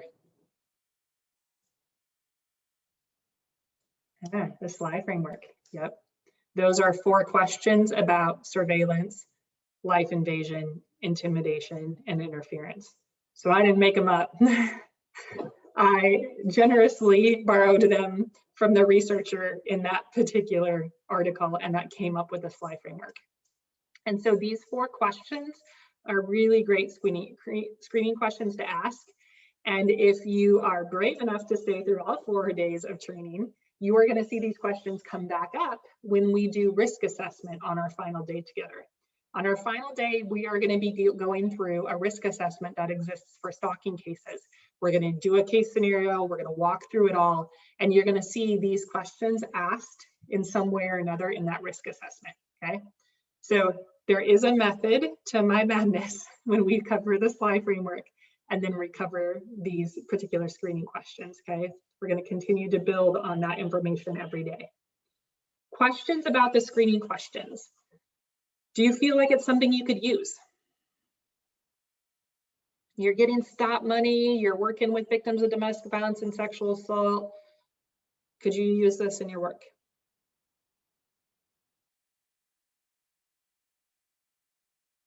Yay, okay, a couple of you are saying absolutely. You might not choose to, but I think it would definitely be something you would want to ask. And the question is, absolutely, it's covered by VAWA. Stalking is one of the 4 crimes in the Violence Against Women Act, remember? Okay, so asking these questions can help you identify victims of stalking. If you said earlier, Jennifer, I don't work with that many victims of stalking, maybe if you start asking these questions, you might find out that you're working with more than you thought, because you were initially categorizing them as domestic violence and they're actually experiencing both, okay?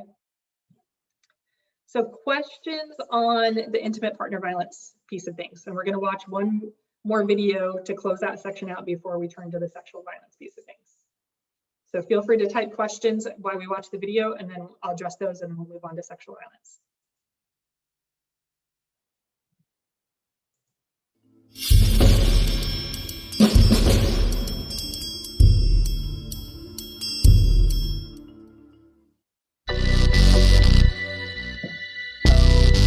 Because he knew everything about Peggy. He knew where she got her hair done, nails done, salon, yoga studio, where she worked, and this is all he did all day long. He was self-employed landscaper. He wasn't accountable to anybody but himself, so he was able to maneuver freely on a daily basis. He began following her, maybe one car back, maybe two car back. He would sit in a parking lot where he knew she could see him and just wait for her. He was calling her on her cell phone, sometimes over 100 times a day. There was a few obscene text messages, thrown in every once in a while. I can remember years and years just talking on the telephone in my kitchen. He would stand right there in the doorway. My neighbor and I would talk over the fence, and I'd look up at the door and he's standing there. I'll never forget this day. I was walking the dog around the block, and I was thinking, this is great, just me and the dog. And I ran into a neighbor on the next block whose kids were in my kids' class at school. And we sat and chatted for a while. And here came my husband around in a car. And I thought, and he's like, well, I was just worried about you. But pretty much he was saying, I'm worried about you, and I get your ass home.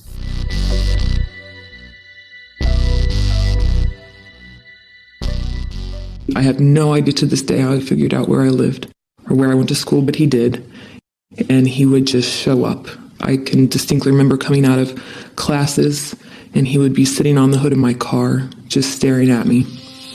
And I would turn around and run away. And, I constantly lived my life every time I saw him going in the opposite direction. I didn't know what he wanted. I didn't know what he was capable of. And I never knew where he was going to be. I would show up at work and he would be there in the parking lot.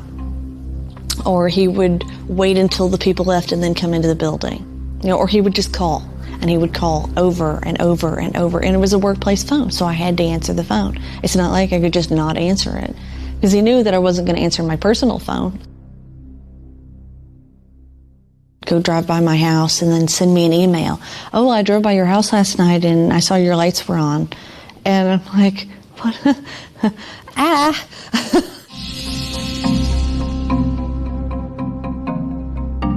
He went and hid in the bushes at her work one morning.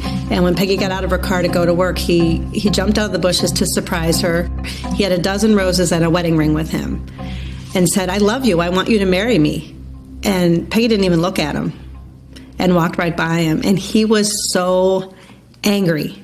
Because Peggy wasn't reacting to any of this cell phone calls, surveillance, marriage proposal, Patrick decided to go back home and make a flyer. And the flyer said, have you seen me? My name is Peggy. I'm a slut. I'm a whore. I've had 2 abortions. Would you like to date me? I cheat on my boyfriends and my husbands, and I'll cheat on you. And he put Peggy's cell phone number on it. And what he did with this flyer is posted it and spread it through the city of Albuquerque. I came home one night and there was a dead cat hanging from the chandelier in my apartment. And I knew that he was sending me a message. I just felt like he was telling me, don't mess with me. He knew what got to me. And he knew that I protected my cats like no other. And that may sound silly to some people, but that was what was important to me. They take what is most important to you. That's what makes it so abusive. It doesn't have to be important to somebody else. It has to be significant and devastating to you. And for some people, it's their children. For me, it's my animals. And he always knew exactly what buttons to push. Every time we would discuss my ending the relationship, there were always threats. And at this time, it was when O.J. Simpson was going through his trial. And I can remember statements from my husband that he got away with it. And that would be all he had to say. He got away with it. And pretty much it meant that I didn't want to go there.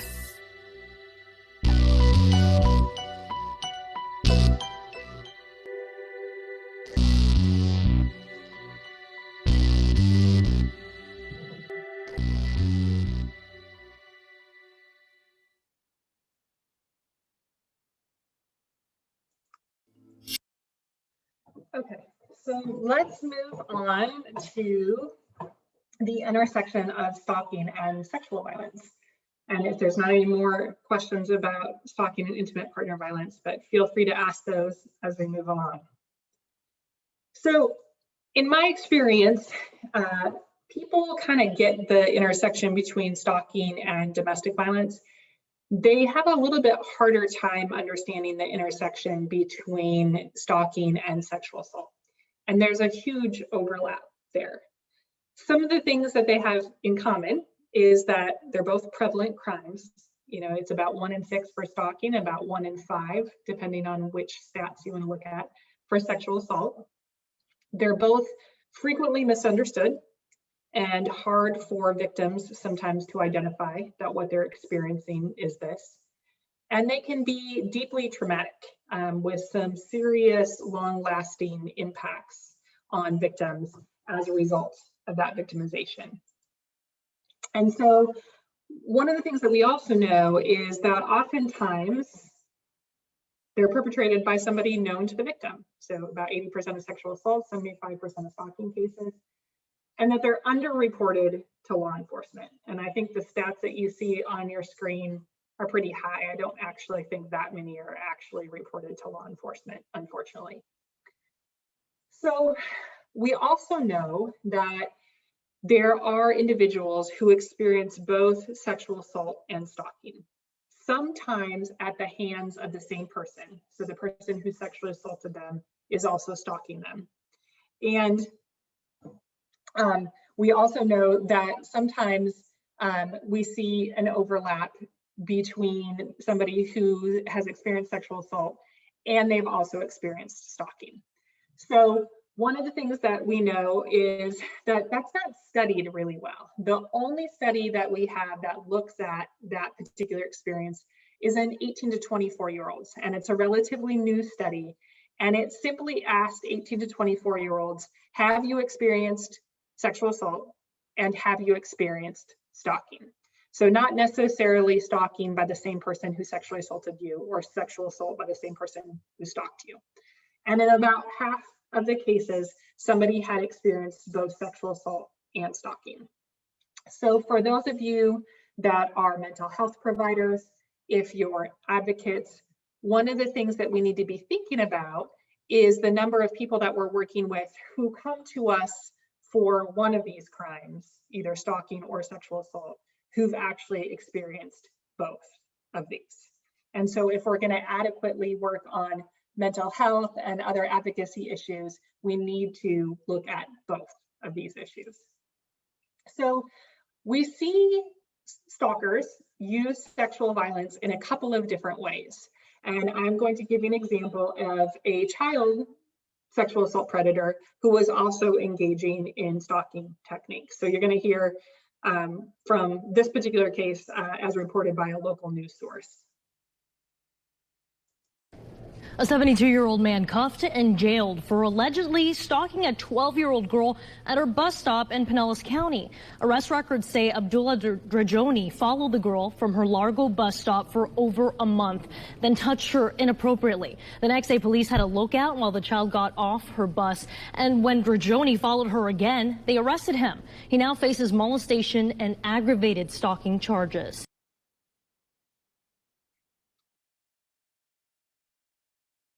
So one of the things that happens is when this is happening to victims under the age of 18, we've come up with language for it. We call it grooming in child sexual assault cases. But one of the things I want you to think about is if that language that we call grooming is actually stalking behavior, and if it happens both in young adults and children, as well as in adult victims. So we see stalking intersect with sexual assault in a couple of different ways. We see either that the stalker plans to sexually assault the victim themselves. Sometimes we see that they're trying to get somebody else to sexually assault the victim. Sometimes they actually sexually assault the victim. And sometimes it's because they're making contact after a sexual assault and engaging in stalking activity. So you can see some of the behaviors that we see happen in stalking cases listed on the screen in front of you, where victims might receive unwanted phone calls, where somebody spreads rumors. How could spreading rumors be a crime?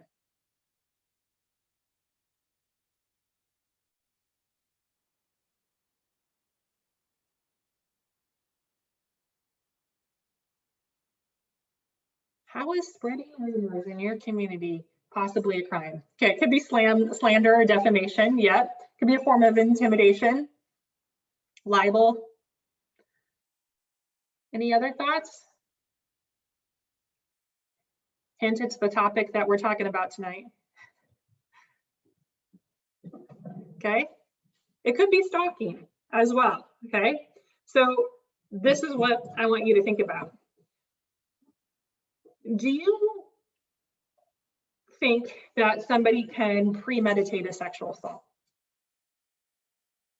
Do you think that ever happens? Somebody plans out a sexual assault? Yes. And some of you are saying, yeah, all the time, right? How? What does that look like? Well, obviously, the first thing that comes to lots of people's mind is childish sexual assault, okay, and that grooming behavior, and we're going to talk about that. Some of you might be familiar with the work of Dr. David Lezak and the undetected rapist, which some people really like this work, some people don't really like this work. This is what I would tell you as the takeaway, is that there are some truths to this particular study that happened. So this particular study looked at college situations, and it essentially interviewed about 1,800 men to ask them if they've ever had sexual intercourse with an adult who didn't want to by using physical force. And good news is lots of people said, no, I've never done that, okay? About 120 people said yes. And not only had they committed sexual assault, but they had committed lots of sexual assault, numerous times. It was something they had planned and done. And they had also done a lot of other crimes in addition to sexual assault. And as most of you noticed, and some of you noted in the chat, you said it doesn't just happen, it's usually planned out. And as I said earlier, oftentimes, both in child cases as well as in adult cases, we label this behavior as grooming, okay? And what they noticed was happening on college campuses was that the predators in these particular situations were intentionally choosing their targets. They were focusing on people who were young, who did not have a lot of experience with alcohol, who would be flattered by being invited to a party. And they contacted those people numerous times, and they invited them to parties on their college campus. And those individuals came to those parties, they were plied with alcohol, and then they were sexually assaulted. And so what we saw in a lot of those situations was the grooming looked like using drugs or alcohol, okay, which many of us see in our sexual assault cases, regardless of who our victim and our perpetrator is, okay? We know that oftentimes victims of sexual assault will be isolated, okay? Either physically isolated from other people, they might be chosen by the offender because the offender believes that other people won't believe the victim. that the victim is isolated and doesn't have a support system. And they oftentimes, after they commit the sexual assault, will have contact with the victim afterwards. And this happens regardless of whether it's on a college campus or in other sexual assault situations.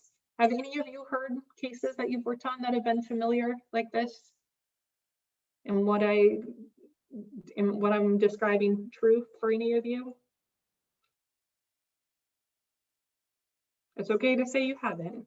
Many of you are saying yes. Okay. So let me give you a couple of examples. So these are just cases taken from the news. And this one says a cyber rapist. People are like, what? How do you become a cyber rapist? Okay. Doesn't mean the sexual assault was happening on the internet. It means the offender was using the internet to entice their victims. Okay. So this person actually pretended to be someone famous, a minor league baseball player, and was luring young girls and young women to give him their phone number. And he was really charming and really great, and they would give him their phone number, and then he would start threatening them. And so he would date them for a while. They might exchange pictures or text messages, and then he turned and would start trying to threaten them and say, I'm going to send these pictures to people you know, to people you work with. I'm going to tell your parents, and proceeded to try to engage in his activity in that way. Okay. We also see instances where the offender might solicit a third party. And this is usually the part that people are like, what? What do you mean they solicit a third party? They try to get another person to sexually assault the victim? How does that happen? Have you ever worked on a case like that? How does that work? How do you get a third person to try to sexually assault somebody? Any ideas?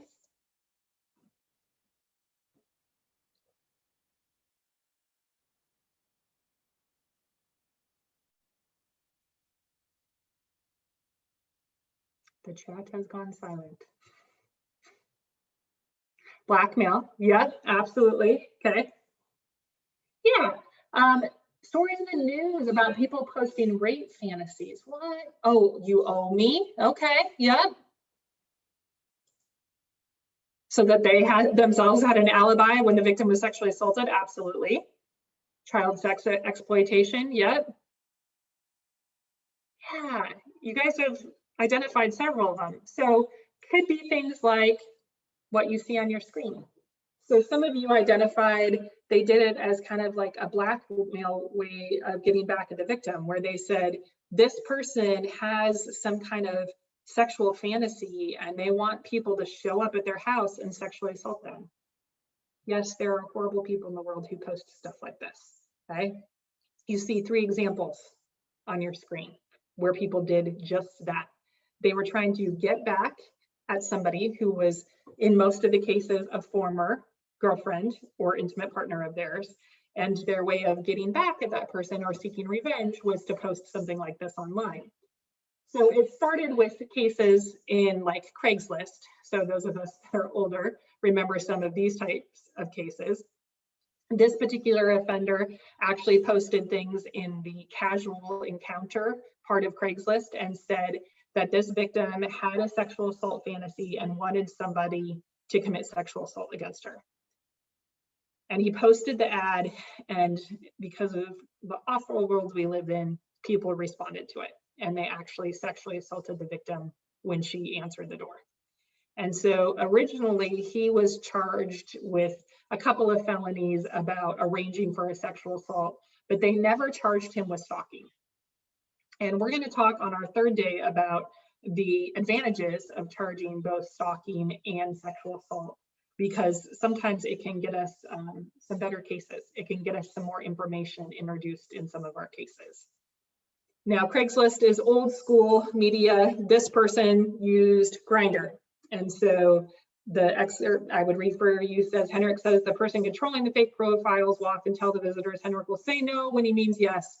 or he sent them away only to hide them from his jealous roommate and that they really should come back.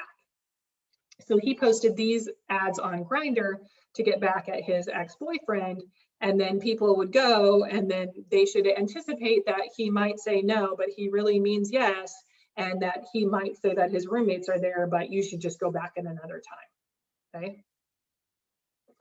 We also see third parties used in the form that this offender might try to gather revenge on that person by taking photos that they have, explicit photos, and posting them up and saying, you know, for a good time, call this person, okay? We also see stalking happen after the sexual assault. And so one of the things that we need to consider is what it looks like as far as contacting these particular cases when we have a sexual assault case and the offender is making contact after the sexual assault. So for example, the way that we sometimes see that play out is we might have an offender who sexually assaults a victim, and say for instance, the victim reports to somebody at their school or makes a police report. And then the offender might call the victim, and it isn't saying, I can't believe you would report that, but it's like, oh, come on, you totally misconstrued that. We were in a dating relationship. You wanted to have sex with me. How could you possibly have told everybody that I sexually assaulted you? Unfortunately, many of us have worked on cases where the offender makes contact with a victim that sounds like that. And so some of the things that we need to be thinking about aren't just where offenders might call and threaten victims, but also where they're calling and trying to like sanitize what happened. Like, why are you blowing this out of proportion? Why would you tell people that this is what's happening? We loved each other. We were all over each other that night, and all the awful, terrible things that offenders say. So we have to think broadly about what contact might look like. So if we have an offender who makes contact afterwards, sometimes they're doing it themselves. Sometimes they're using third-party contact where somebody else will say something to them. Sometimes it's through phone or text or email or what other form of social media they might be using. And we're going to talk about a lot of that tomorrow when we talk about all the different forms of technology. They might also post on their own page. So if they're keeping score of people they've had contact with, they might post like something like that on their social media or their Snapchat, something like that. So we really have to think broadly about what contact looks like after a sexual assault. This particular person, she was stalked and then sexually assaulted, had contact with the offender after the sexual assault because the offender would send messages. The victim thought she was replying to somebody else, and it was actually going to the offender through using a technology that we call spoofing. So the offender was changing the phone number that appeared on the victim's caller ID to look like it was a victim's friend. So the victim was replying to what she thought was her friend and talking about what had happened to her, and the texts were actually going to the sexual assault offender. So we're going to talk about how does that actually work, right? I appreciate that some of you mentioned that that can also happen if we have intimate partner sexual assault offenders who are trying to intimidate their partner and make them feel at fault for something that happened. And so we see both sexual assault, domestic violence, and stalking all intertwined, right? The other thing that we can be thinking about is when we talk about those intimate partners, what does that look like? And how dangerous are those individuals, or what kind of emotional impact is it having on victims? This particular study was done, and I want to try to explain it in the easiest way possible as things pop up on your screen. So what it did is analyze the situations of women with protection orders, okay? So these were women who had a restraining order or protection order against their partner, and they had just the domestic violence that was happening, okay? They had never been stalked by that intimate partner. They had never been sexually assaulted by that partner. but it looked at all the other forms of sexual violence, because obviously sexual violence isn't just sexual assault and rape, it's all forms of degradation and coercion, etc. So in this particular case, it looked at those women who experienced just the abuse. And you see that lots of them also experience things like sexual coercion, substance abuse. For those of us that have been doing sexual assault work for a while, and we've made the connection to understand how it intersects with intimate partner violence, this isn't surprising that somebody who was in a domestic violence situation would also experience some other forms of sexual violence from their partner. But then it looked at women who had that violence happen, but were also being stalked by that intimate partner. And you'll see that the percentage that were experiencing other forms of sexual violence, like verbal pressure, substance abuse, implicit threats or force, penetration while sleeping, the numbers go up from those that were just experiencing violence, right? And then last but not least, we add stalking and sexual assault on top of the domestic violence. Look at the rates of the forms of sexual violence that these individuals are experiencing. 100% of them said, I'm being degraded by my intimate partner. 100% of them said, I'm being sexually coerced. 98% of them say, my partner pressures me to have sex or guilts me into it all the time. Or like Yvonne said, intimidates them, right? 63% said substance abuse. Look at that huge jump from 4.2 to 63%, where the offender was using substances, okay? And then penetration while sleeping. Our numbers are huge there. So the takeaway is when you have domestic violence, plus stalking, plus sexual assault, you have victims who are experiencing multiple victimizations. And why is that important? Tell me how for your job, why is that important to you? Why do you want to know this? Or maybe you don't. Or if you're like, maybe you're like, I don't know, Jennifer. Absolutely, you can provide the correct resources. What else? They might be more of a threat, absolutely. I saw a bunch of you are mental health providers. Tell me why. Why is this important?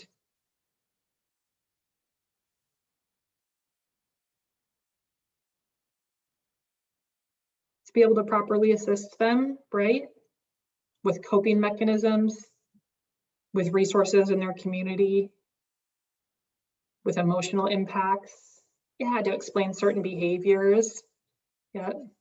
And so that you can more adequately understand everything the victim's been through, right? It's not like on their first meeting with you, you're gonna have the trust to build that you can delve into a lot of these particular behaviors, right? You might ask on your screening form, et cetera, if somebody's experienced these things, but we all know that many times it takes victims some time to establish trust with us before they're wanting to tell us that this is something that they've experienced, right? And because we might be able to properly convict our perpetrators. Absolutely right. And we're going to talk a little bit more about that on day 3. When we are having multiple crimes occurring, what are some other strategies for charging those particular crimes, right? Anything else? Okay. Oh, so somebody said, does the property manager have a responsibility to keep victims safe when the victim repeatedly turns in complaints about a stalking neighbor? I would think there would be some definite liability concerns there, Tony. So if you have somebody in housing and somebody's reporting stalking behaviors that are occurring on behalf of a neighbor, it depends on, who's paying for the housing, how does this occur? But as a property manager, I would definitely think that there would be some things that you would need to look into as far as providing safe and accessible housing for someone. Sometimes we see it come up when people might have transitional housing places or something like that. And somebody says, well, I know if they're a victim of domestic violence, I need to relocate them, for free. Or if they're a victim of sexual assault, I need to find them a different place to stay for free.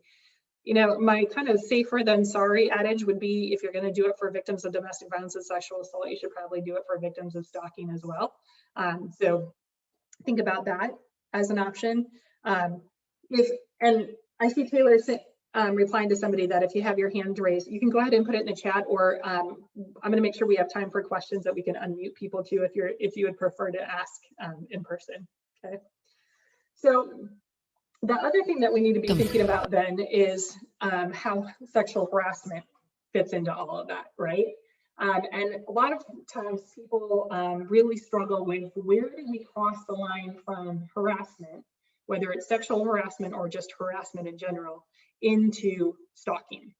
And I wish I could give you a fine, like, this is where it crosses the line. So often they're one and the same, but we often use the word harassment when we really should be using the word stalking, okay? What we typically say is it passes from harassment to stalking when there's fear involved. But that's kind of problematic, because lots of harassment cases, and especially sexual harassment, involve the element of fear as well. So usually they're used interchangeably, right? We see many times where we have instances, and some of you identified this earlier, where we have an offender who's now distributing pictures that he and the victim exchanged, you know, willingly, now that they've broken up, as a way to get revenge on the victim. And so we're going to talk more on Thursday about what that distribution of those intimate images looks like as far as criminal wise. But know that it's certainly one of those things that we see on this huge scale of domestic violence, sexual assault, and stalking behaviors, okay? So let's wrap up by talking about the impact that we see on the victims that we're working with. And I think one of the things that is important to remember is, sometimes as practitioners, we have a tendency to view stalking as kind of a mild trauma in comparison to domestic violence and sexual assault. And so sometimes as response systems, say for example, law enforcement, counselors, et cetera, we don't treat these cases with the same level of urgency and support as we do those cases of domestic and sexual violence. And I really hope that that's not the case for all of you. We know that, again, when we look at like violations of protection order, et cetera, that victims are often experience, especially as they have domestic violence and stalking going, they're experiencing a huge range of impacts as far as additional physical injury, control, humiliation, et cetera. And we know that victims oftentimes are most afraid of not knowing what's going to happen next.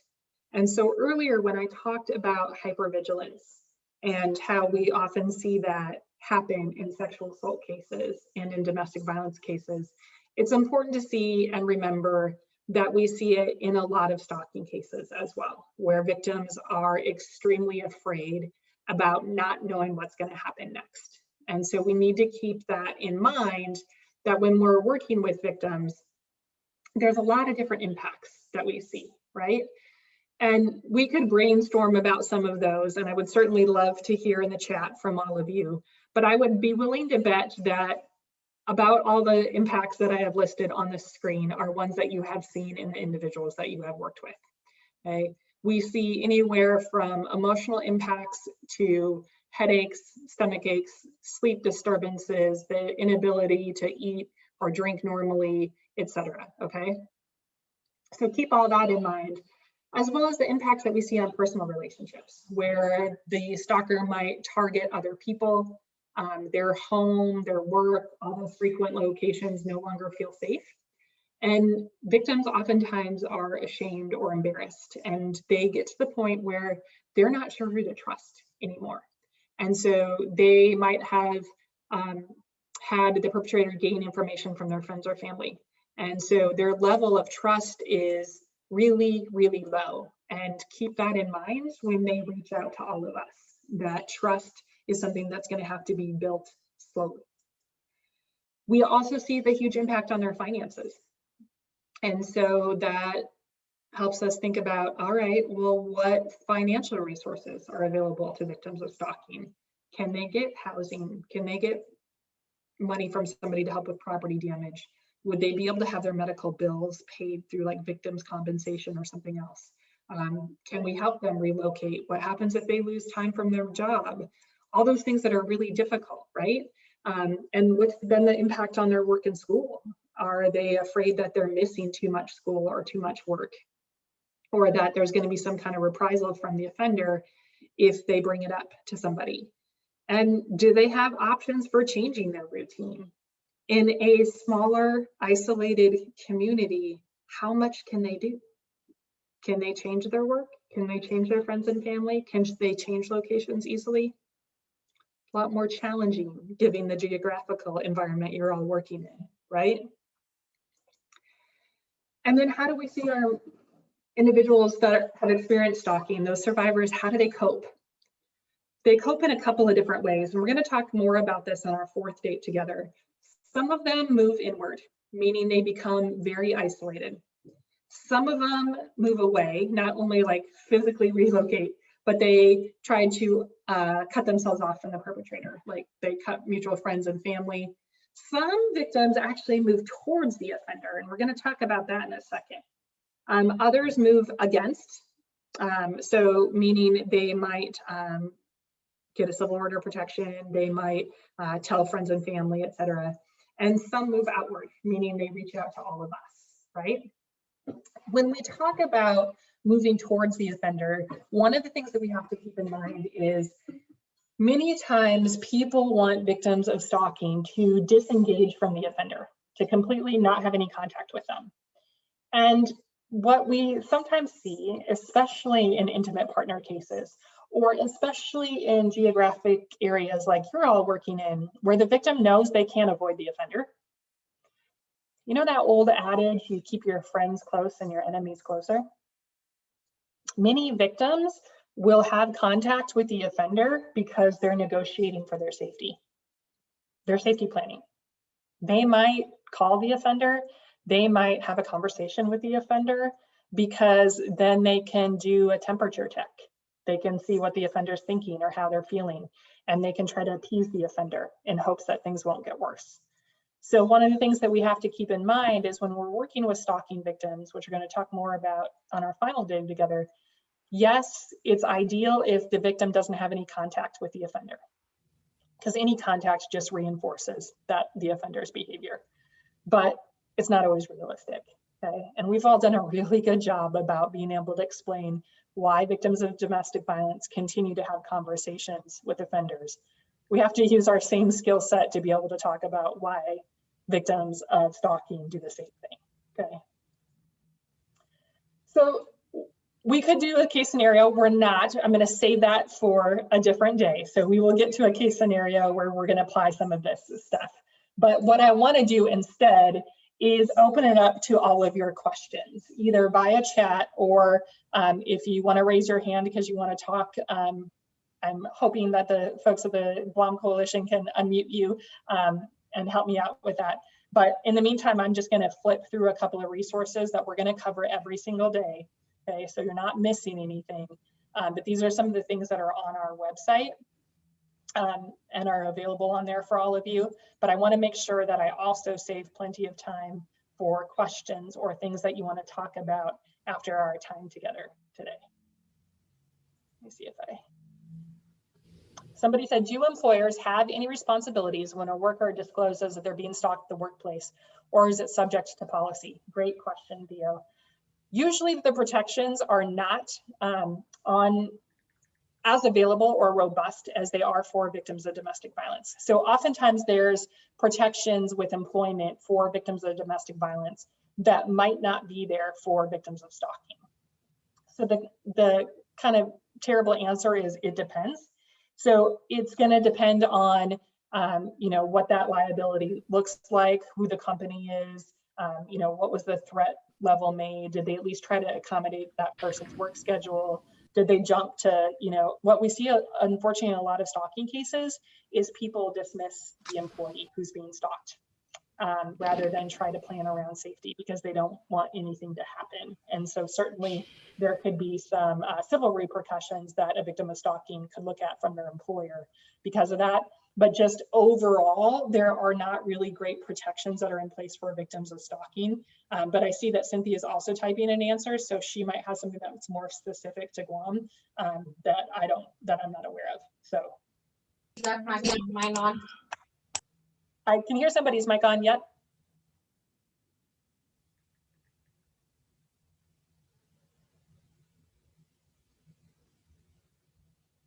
Any questions that anybody has? Okay, so somebody said, is there training for youth about the FVPSA awareness?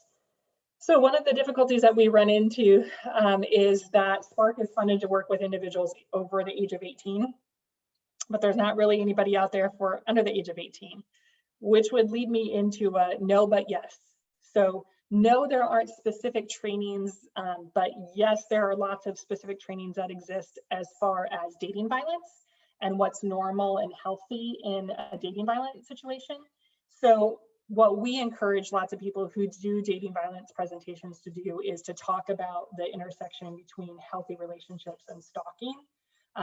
So if you follow us on social media, get another plug to our social media, we talk about that intersection between stalking and dating violence a lot during the month of February, so you can gather some information from there. I'm also happy to send you some additional information that we have. I'll give a quick shout out to my old employer.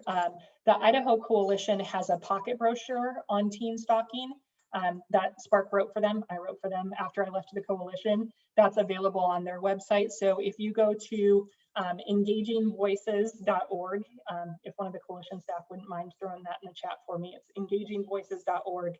And you look for the stalking pocket brochure. There's a teen stalking pocket brochure on the Idaho Coalition's website. If you have any trouble finding it, you all have my contact information on the slide, and I'm happy to put you in touch with some of that information as well. I would just ask your patience right now, a little far behind between last month and this month in replying to emails, just because we've done so many webinars. So any others? So the team website is engagingvoices.org. It's the Idaho Coalition's website, and they have a pocket brochure on teen stalking and what that looks like. So they've got a little bit of information there, but if you want more specific information, we're happy to give you some of the resources. Anyone else?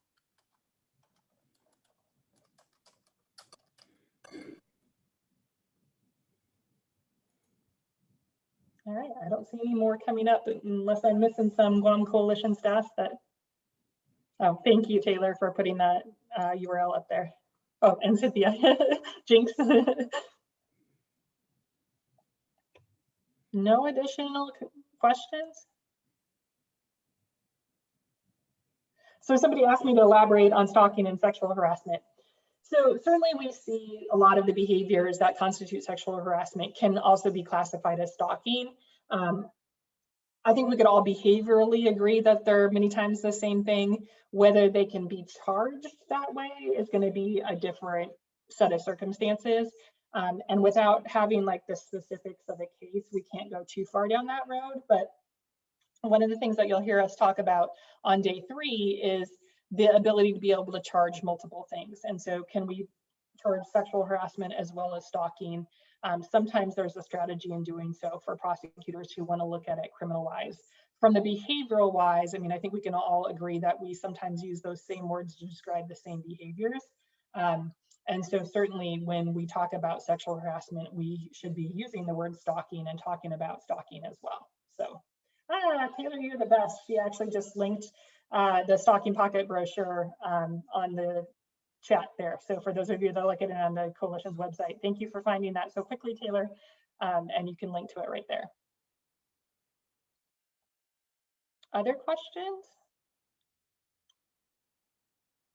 Well, I know this was a lot of information and it was you know, a long time to sit, and so thank you all for your patience. Thank you also for being willing to spend 10 hours this week talking about stalking. It's thrilling to me to be able to work with the Guam Coalition. They do amazing work. I've always been a huge fan of theirs. And I want to thank all of you who took time out of your day today to spend time talking about this issue. So I'm looking forward to tomorrow. I hope we can answer additional questions tomorrow. And then if you have already forgotten, tomorrow is our intersection on technology. If you're somebody who isn't tech savvy, don't worry. We're going to teach it at a level that hopefully everybody can understand. So don't worry about being lost if you're not tech savvy tomorrow. Any wrap up from the folks at the Guam Coalition? Anything else you want to say before we let folks go? Well, you know, Jennifer, just wanted to point out that I've been getting messages on WhatsApp and email messages saying that you're a great and awesome presenter. So we just want to thank you for providing this information.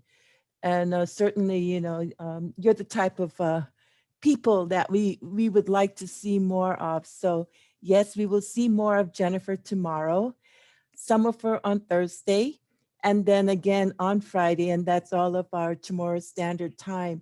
Just wanted to say a thank you to our partners who are tuning in from Palau, from Saipan, and from wherever else you are outside of this island. But we want to say thank you for joining us.